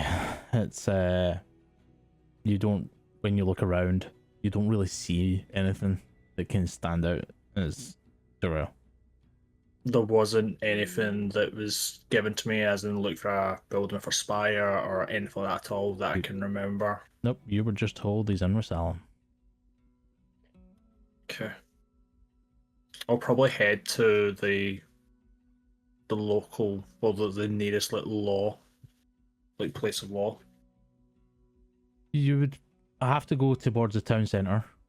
I'll say my goodbyes to the party. Like I've done what I came here with them, made sure they were here, they got here safe, vice versa, and I'll go and do my business. So you do. I don't know if anybody wants to say anything in return when he heads off. well, I've got Wave, mouthful of fruit. I've got a friend, Razan. He owns a tavern. He's normally pretty good at, holding a tab for a good couple of days or months. If you need to, I presume we're all going to stay there tonight. It's Parlo's Tavern. Parlo Hangfast. Arlo, sorry. Parlo, yeah. Carlos Tankards, as Tankards, that's it. as the name of Tavern. the place he owns, and the owner is called Parlo. So see you there after my meeting. I imagine that may be one of the best places to find information if you can't find anything. And for us, it's probably a good place to check for the bard. What was the bard's name again, just for my notes? Urundel. Urundel, that sounds right. Oh, perfect. Perfect. Thank you. So, Kaelin, it's up to you. Now you've got a little bit more information. Would you like to go to the tavern with Revan and that, or would you like to just go off on your own and try and find? I'll go to the tavern with Revan, but I'm not going to be with Revan. Okay. With everyone else, not with Revan specifically. Yeah. So, to the rest of you then, are you all going to Parlo's Tankards? Yeah. Why not? I could do with a drink. Okay. Any excuse? It's after midday. You know the streets. 5 o'clock Social. somewhere. Yes, 5 o'clock somewhere. You know the streets, Revan. You've been up and down these streets before, whether that be drunk or not, you always manage to find your way home.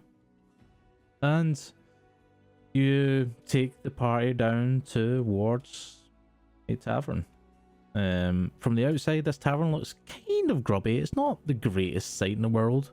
On the outside, you see a sign that's got like two tankards sitting across each other with Parlo's across it. Carlos. Yeah, Parlo's Tankards is the name of the tavern.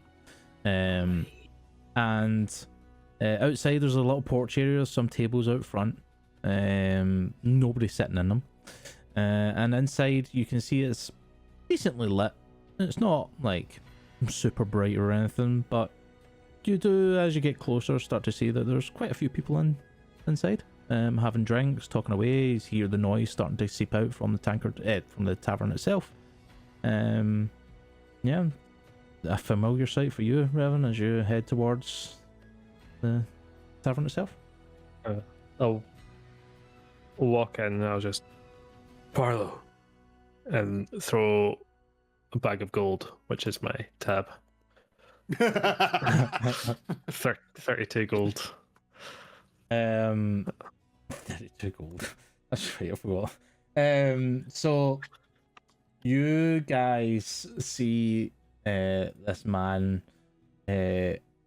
older gentleman, human, with a kind of moustache that goes into his sideburns. The hair, the receding hairline at the top, brown with some slight grey through it. He's wearing just a kind of normal tunic with like a kind of blue kind of vest over the top of it. He seems fairly like well built. He's not like any sort of portly or anything. He just seems like an ordinary man that's worked his life on his feet all the time and just dealing with kegs and everything of the sort. He's definitely like kept himself well.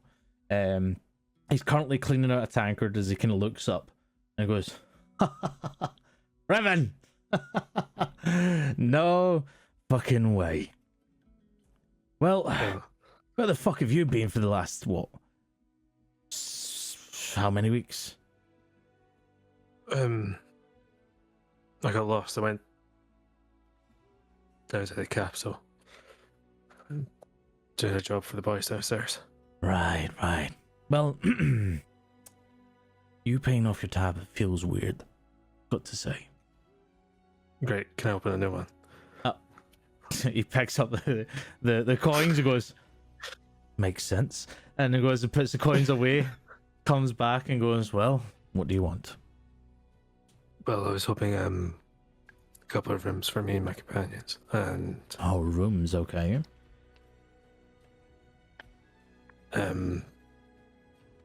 just some of the cheap dwarvish stuff. The usual. I've only got 3 rooms for tonight. I mean, Karis and Violet can share. That's fine.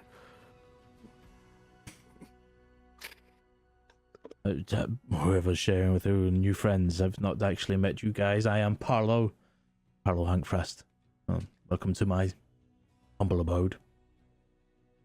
Thank you. Pleasure. Very quickly as well, Mr. GM, as obviously we were coming up to the tavern, any shadow marks or guild marks on the door frame? Give me a perception check. Perception.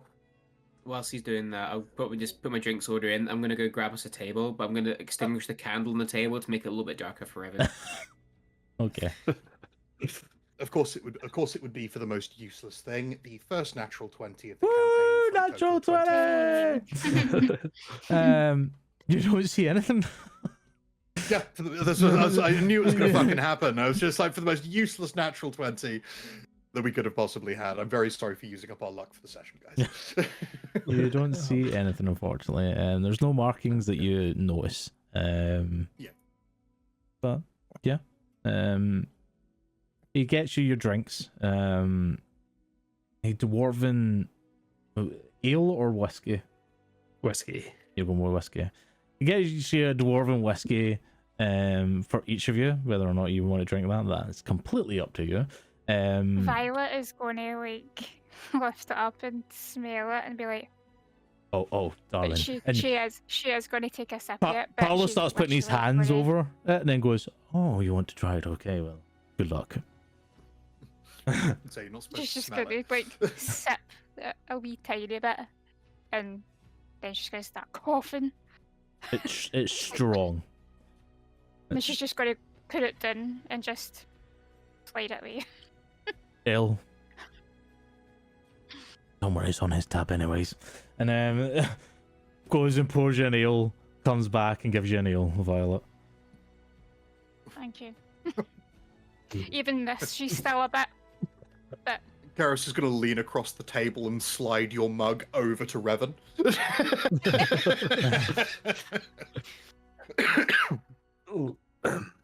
Listen, I'm not going to make my way to the table. I will ask. I will ask the barkeep if he knows of the rail. He'll kind of look towards Revan and then be like, "Different Darrell." as far as I'm aware. Okay. What's full name? Cock. Corn Darrell. It's just no Commander Darrell. I'm trying to remember. Hello. You don't. Do you even know his first name? Anyways. Oh my god, man! It was Corin. Yeah, it was right. Corn Corin. Darrell. Yeah. I know my notes. Yeah. No, I know. Just forgot. I'm too used to Commander Darrell. I don't know his first name. He'll kind of take a second, like, oh, actually, Corn Darrell. I'm pretty sure he owns it's a new establishment. Well, not kind of new. The Braided Skills. I'm pretty sure it's called. Braided Scales. The Braided Skills. That's the one. It's up near the town centre. You can't really miss it. It's like, it almost looks like a prison. In a way. It's kind of crazy. It's quite the sight. But from what I remember of people coming in here and talking, he's quite a character. They say he's, if presence could be a man, that's him. He's a mountain, immortalized. I've heard people say he's a mountain as well. That's kind of fucking weird. Right. He is a man and not a potential long lost relative, right? Oh no, he's not of your visage. Persuasion. If There you go. So yeah, I'll say to the party that I'm going to head there, and if they're still here, then I will get them back here. If not, then I bid thee farewell. Do you need any backup at all, or aid? No, I should be fine. He was my commander in the Braided Legion, and I heard he's got an establishment here, so it's probably best that I go speak to him. It's been a long time. Just side note, context. Braided Legion as the army of the Islarius Empire.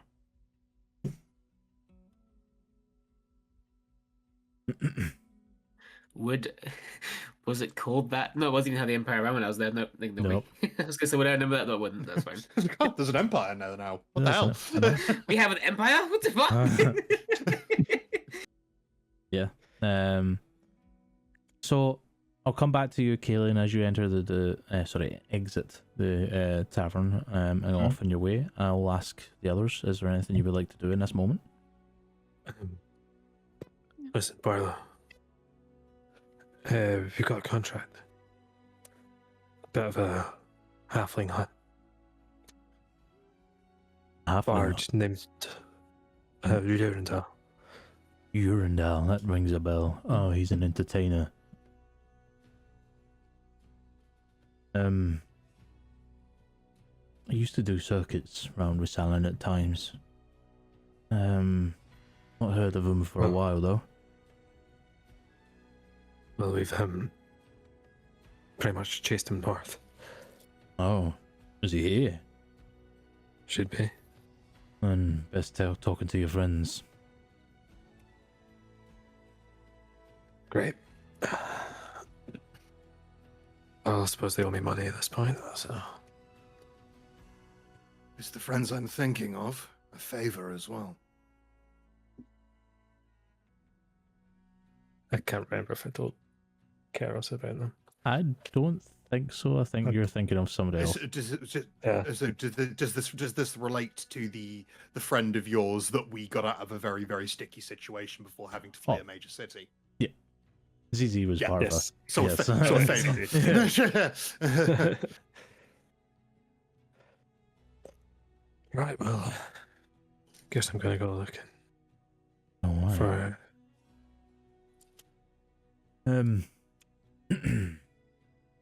Jagara said she had news for you.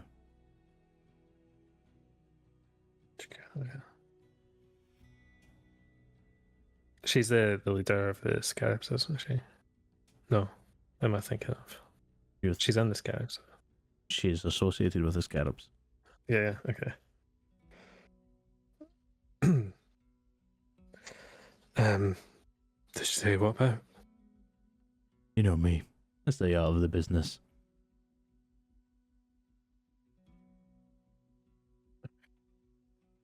Thanks, bro.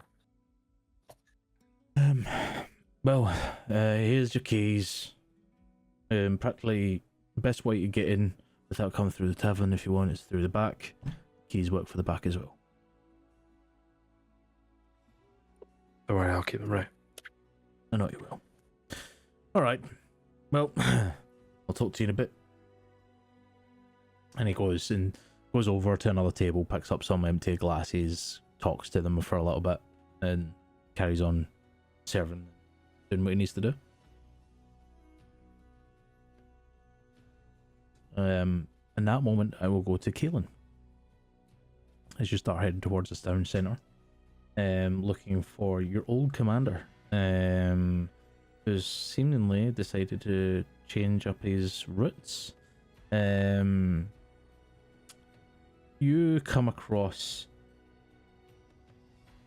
guards kind of going around. You notice a few of them wear a braid across their shoulder. And you start realizing they might not be fully associated or within the Braided Legion, but you do realize there's a few ex-army folk here. Does this braid look similar to one that I would have seen in my Oh yeah, you've seen service? this is one of the ones that you get after basic training. This is like ones of people who've served in the army, but they're no longer serving in the army now.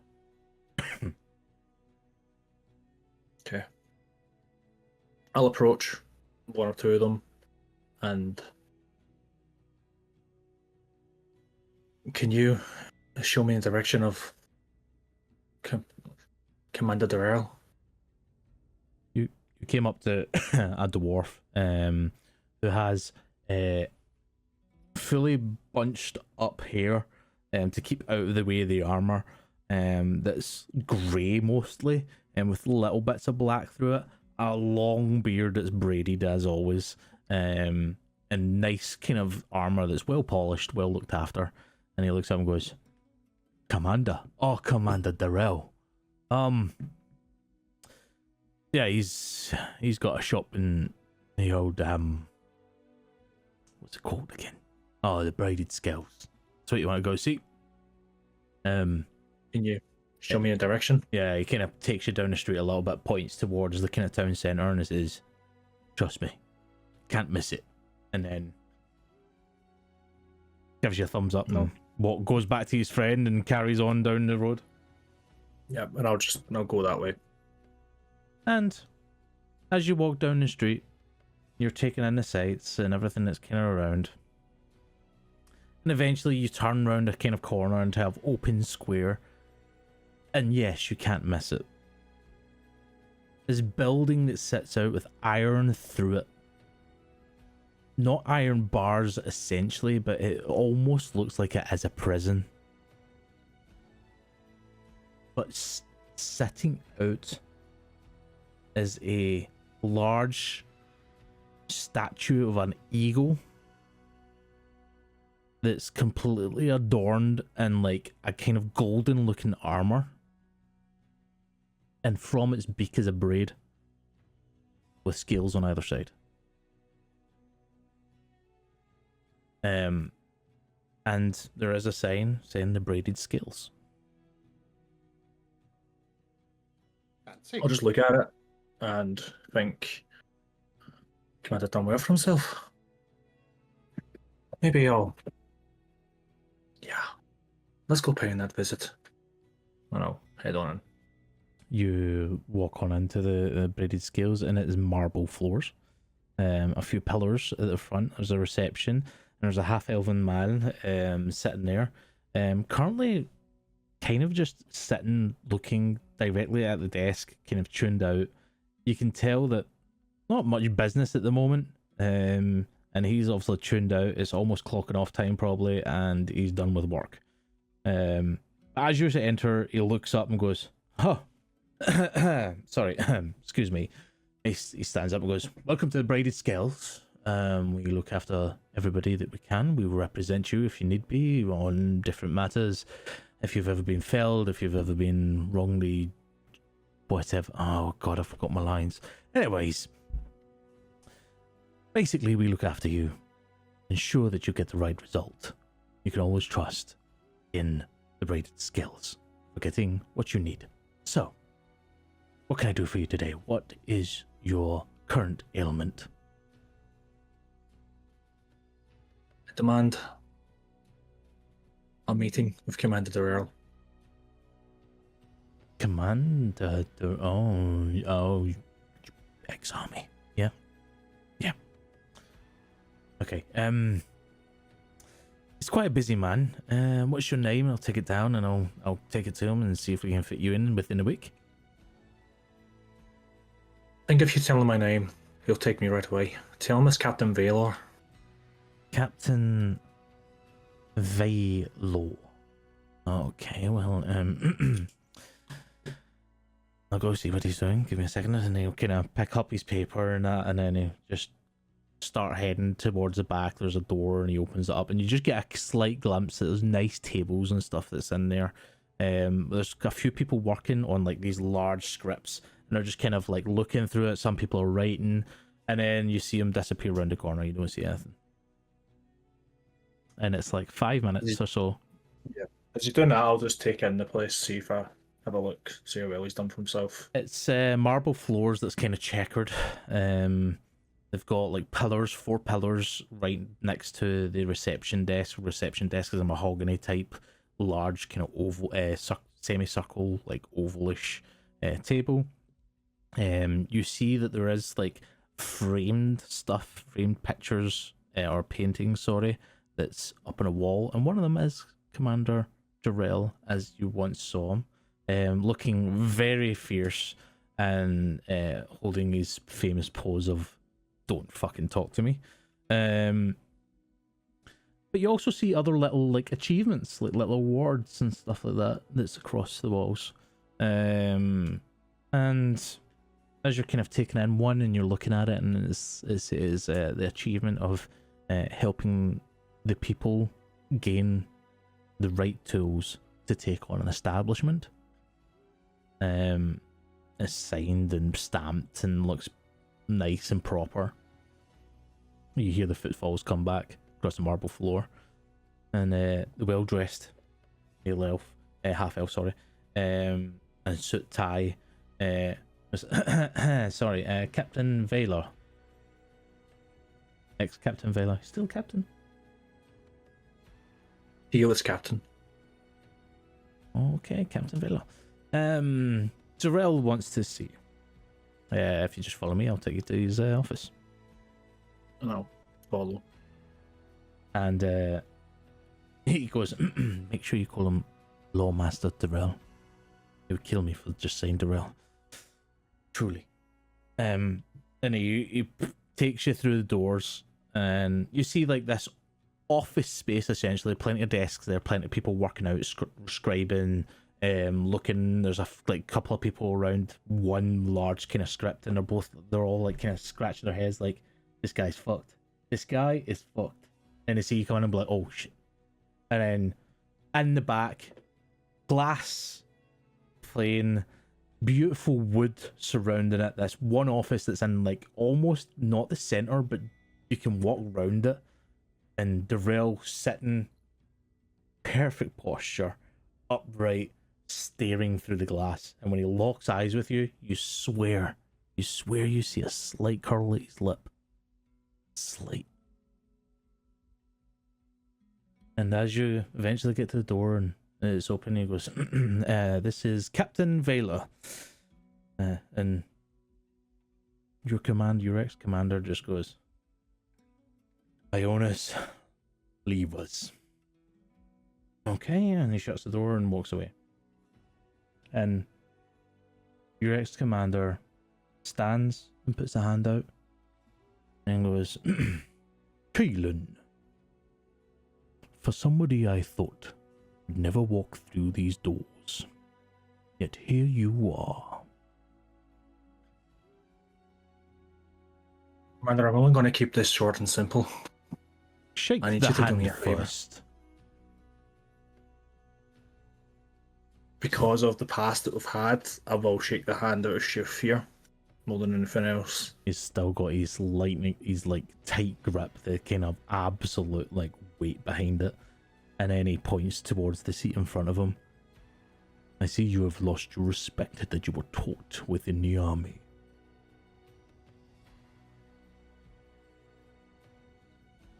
I'll ignore that comment and I'll take a seat. So, Keelan, tell me, why are you here in my halls?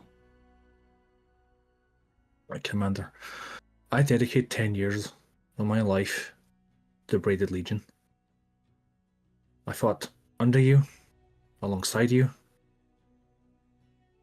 I even constructed some of the battle plans that helped us win. Helped you get some of those achievements that you got printed out on your wall. I need a favor from you. Let me stop you there, Keelan. Those achievements were achieved by me after I left the Braided Legion. I don't remember you being by my side at that point. With the tactics that was deployed, Commander, you know that it was me that constructed them. In law? When did you become a lawmaster? Talking about in law, Commander. You know I'm talking about on the battlefield. And there are other achievements. I have lived a different life since we have left the Braided Legion. But let me tell you, Keelan, I fought tooth and nail for you. Even after your retirement, I tried to convince the army, the higher-ups, the ones who decided your fate, that you were still valuable. We could still use you. It was this that put me on my path to become a lawmaster and help people find a way around the stipulations and laws that hold us. I left the Braided Legion not long after.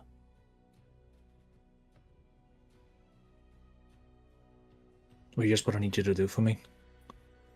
When I sign my life away,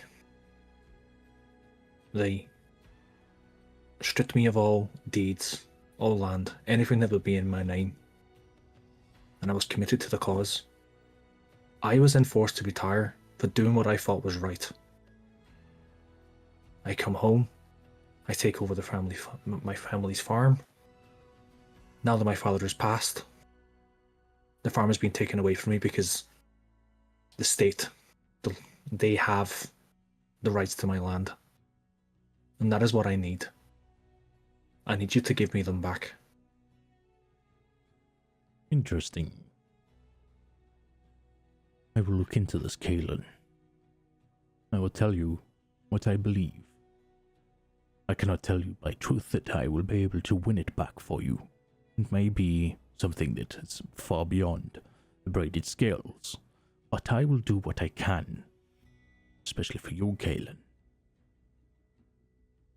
However, I do need you to be here within the city. It would take me a few days to pull together the paperwork and clear it and contact the correct people. Stay here within Risalan. And while you're here,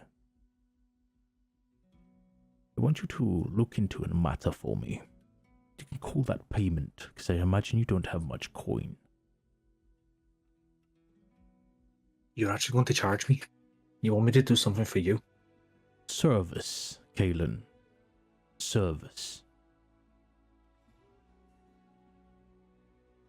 You know yourself. I think that's- You don't get things for free. You must work for it. If you look at the calluses on my hands, you can see that I've worked every day for the last, 10, 11 years. Good.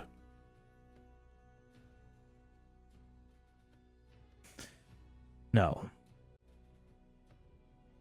of course, my lawmaster side, I try to keep people on the right side of the law.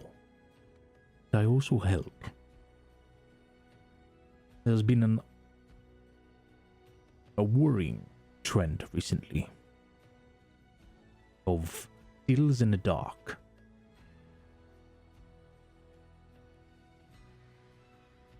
There seems to be an underbelly of criminals here.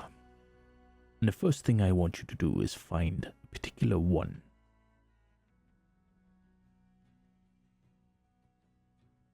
The name, from what we know, is Malasa. Can you spell that for me?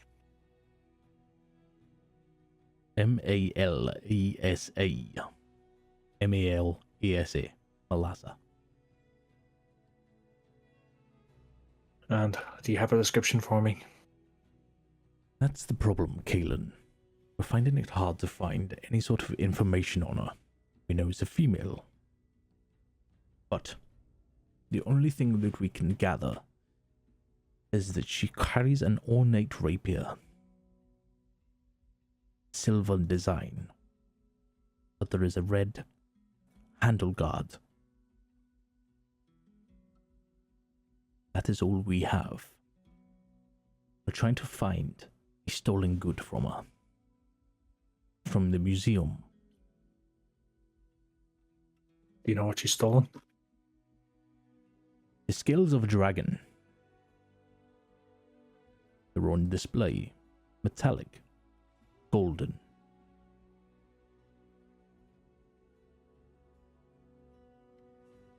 The dragon's name, when it was alive, was Paranthus. It protected the people for long. Until such times as the War of Solace, which then it went into battle and died. It preserved some of its skills, and held it as a museum as a reminder that we had people and creatures willing to die for us. Now it's gone missing.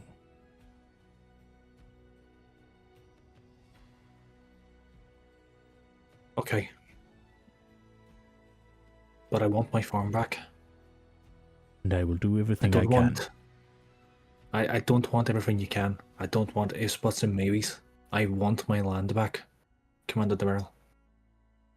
No longer Commander, Kalen, which is why I let you speak so freely here. I'm no longer a captain, but I still use that title when I'm speaking to yourself. It's the only way that I know how to be able to get an audience.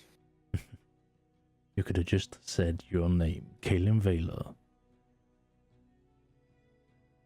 It's not so proper though, is it? We're in a different world. You're telling me. Check in on me each day. Come round about the same time. I'll give you updates if I can. If you have the updates for me, if it's urgent. And I suppose talk to Highness. He will help you. And he will get word to me. As you must know, I am quite busy. I meet a lot of people during the day, so I may not be here when you come.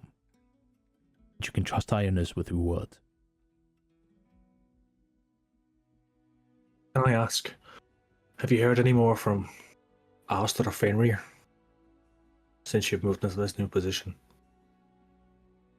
I have not seen them in years. I obviously seen them for a while, while I was still part of the Brady Legion. They were still the same old, without a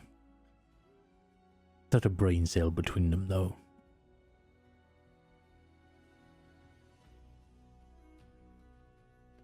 Okay. And I'll go to extend the hand that's bandaged.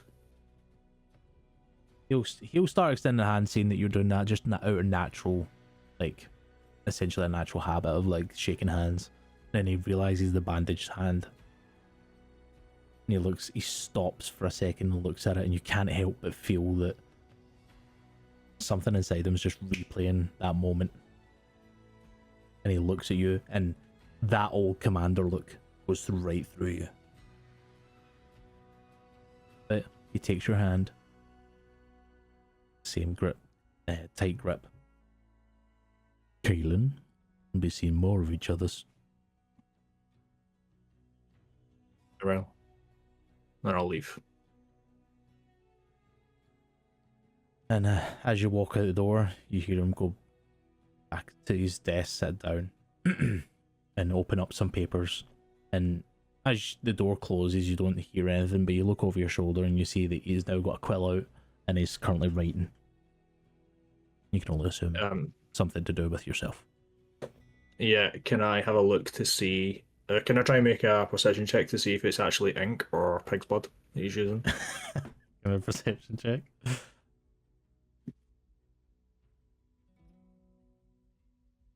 That's a 13. Just looks like ink. Okay. I'll leave. You leave. And as you're going out the door, Ines is like, do I have to book you in again? Captain Vela? I'll be here every day for an update.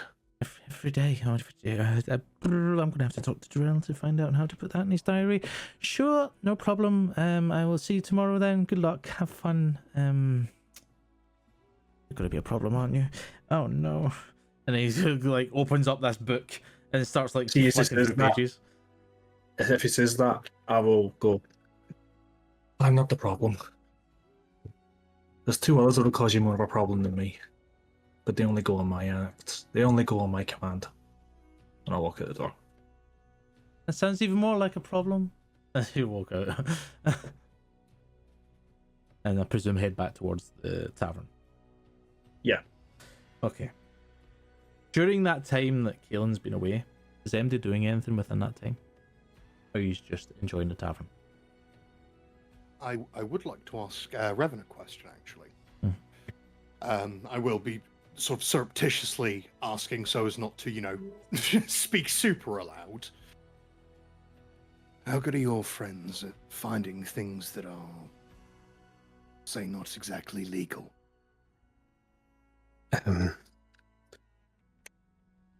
They're pretty good at it. There are more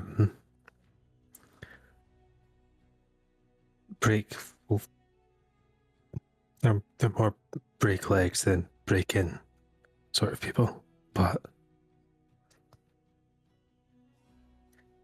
they have their dealers or their acquirers. Is there something you need? Probably not something to talk about in public, though. Well, Which city was it? Was it Paracon that I met Zizi in? no, You it met was Chauvin, the very Chauvin. very first Chauvin. time. Sorry. Yeah, Chauvin. Yeah. Do you think your friend from Chauvin will be around? I hope so. He was proof of contract complete, really. So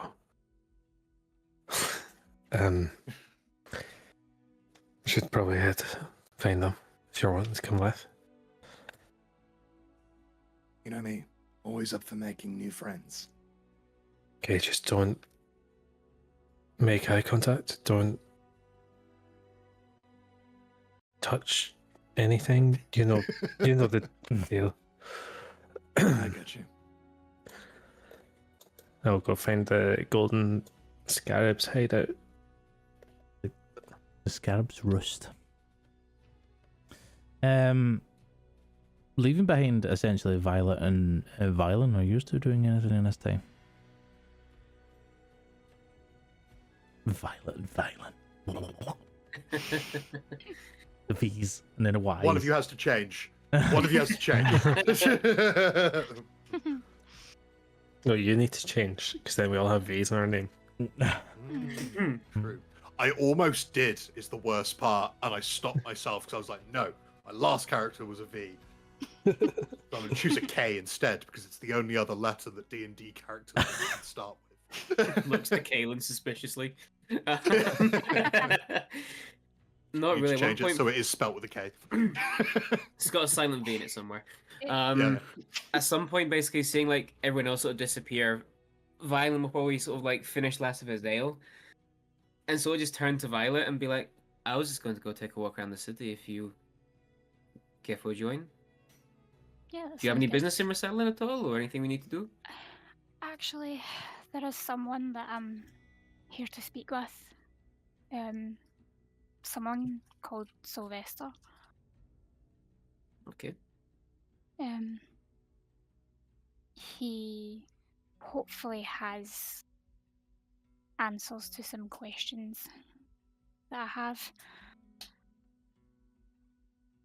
Fair enough. Well, we So it would can, be good to find him and speak to him. of course. Well, we can go find this Sylvester for yourself, and then whilst you're dealing with him, I might pop around for a little private wander. But I can help you try and find your friend, ally, person of interest. Yeah, that sounds good. Thank you. Perfect. Violin, just as a note, because it has been some time. Normally, I would just let Yes. this pass. Thank you. I've missed a clue. Sylvester rings a bell. Demon in a box. Oh, fuck. Okay. The box. The box. The box. What's in the box? That's in a demon. box. But yes. That so, wasn't the guy that we found, was it, though? That was like, No. he was trying to get the box to Sylvester, wasn't he, if I'm not mistaken? Yes, Yeah. he was trying to get a box to Sylvester. Brilliant. Was that guy, by perchance, named Connor? The guy? The guy that we put down who was trapped in the box? I picked up a locket from him as like an identifier thing. And I might eventually have got locket from Connor. Yes, I think I'm it was. assuming it's his. Yeah. Cool. Perfect. But yes, you found a note that was this demon box was to be delivered to Sylvester to study. And what you gathered from them was that he is a demonologist essentially. He's been quite involved in a recent uptick of demons, and he's like investigating a lot of things. Okay, cool. From what you remember. I also probably put it down to like the fog from the night before. Probably Sylvester actually does escape Violin's mind, sort of thing. Yeah. Yeah. Like I said, I would normally just let that pass and be like, well, you just forgot it on tough shit. But it's been a while, so I will be Yeah, quite thank you. lenient for the first few sessions or whatever and get you guys back on track. Perfect. Thank you very much. Um, But yeah, that didn't help. I'll let Violet lead the way, basically. No problem. We are getting slightly later into the session, looking at time-wise. So what I will do is we'll essentially end it here as Kaelin, you start walking back towards the tavern. Revan and Keros, you head off to find the golden scarabs.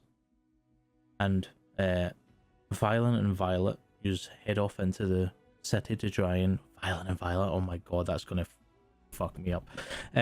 Violin and Violet, you're going to head off into the city and investigate and maybe come across Sylvester or try and find Sylvester. Now, like I says, you can slightly retcon if you want, because you will know, Violin, that Revan has the box, the demon box. He practically claimed it and was holding on to it. Can't trust any of your bitches with demon box. Understand. At that point, 3 of you had already made warlock pacts. You don't know shit about that. So yeah, so it's up to you if you maybe approach Revan before he's left to try and get it off him, or if you want to just leave it till later. I think it'll literally the case of once he sees everyone else is left sort of thing, it's him and Violet sitting there, that's when he'll turn to her and ask that, so Right. he won't be able to ask Revan just now. So. No worries. So then I will end session 1 here. We'll pick up on essentially the split party, and beginning of session 2. I genuinely felt like it was going to be more of an RP session this one anyway, because of the fact that we're just getting back into it and just trying to weave together a story. But yes, I hope you feel back into the land, back into your characters. Probably a little bit rusty, but hey. And Oh yeah. to my 2 new players, I hope you are enjoying the start of this world for you guys. I think really that's all I have to say for the D&D side. Obviously, go and check out our Discord, go check out our socials. We definitely have campaigns coming up, which will be announced there. Now, you might be watching this in the future and it might already be announced. Woohoo! But otherwise, keep an eye out. Shadows We Fear is still running at the current moment as of recording. And you can tune that in. You can tune in on Fridays, bi-weekly at generally 7:30 p.m. As we're coming to the close of campaign 1. We're on the final arc for the party there, which me, Jack, and Nikki are part of. So definitely tune in. And come join us because we've got more campaigns on the way. I promise you that.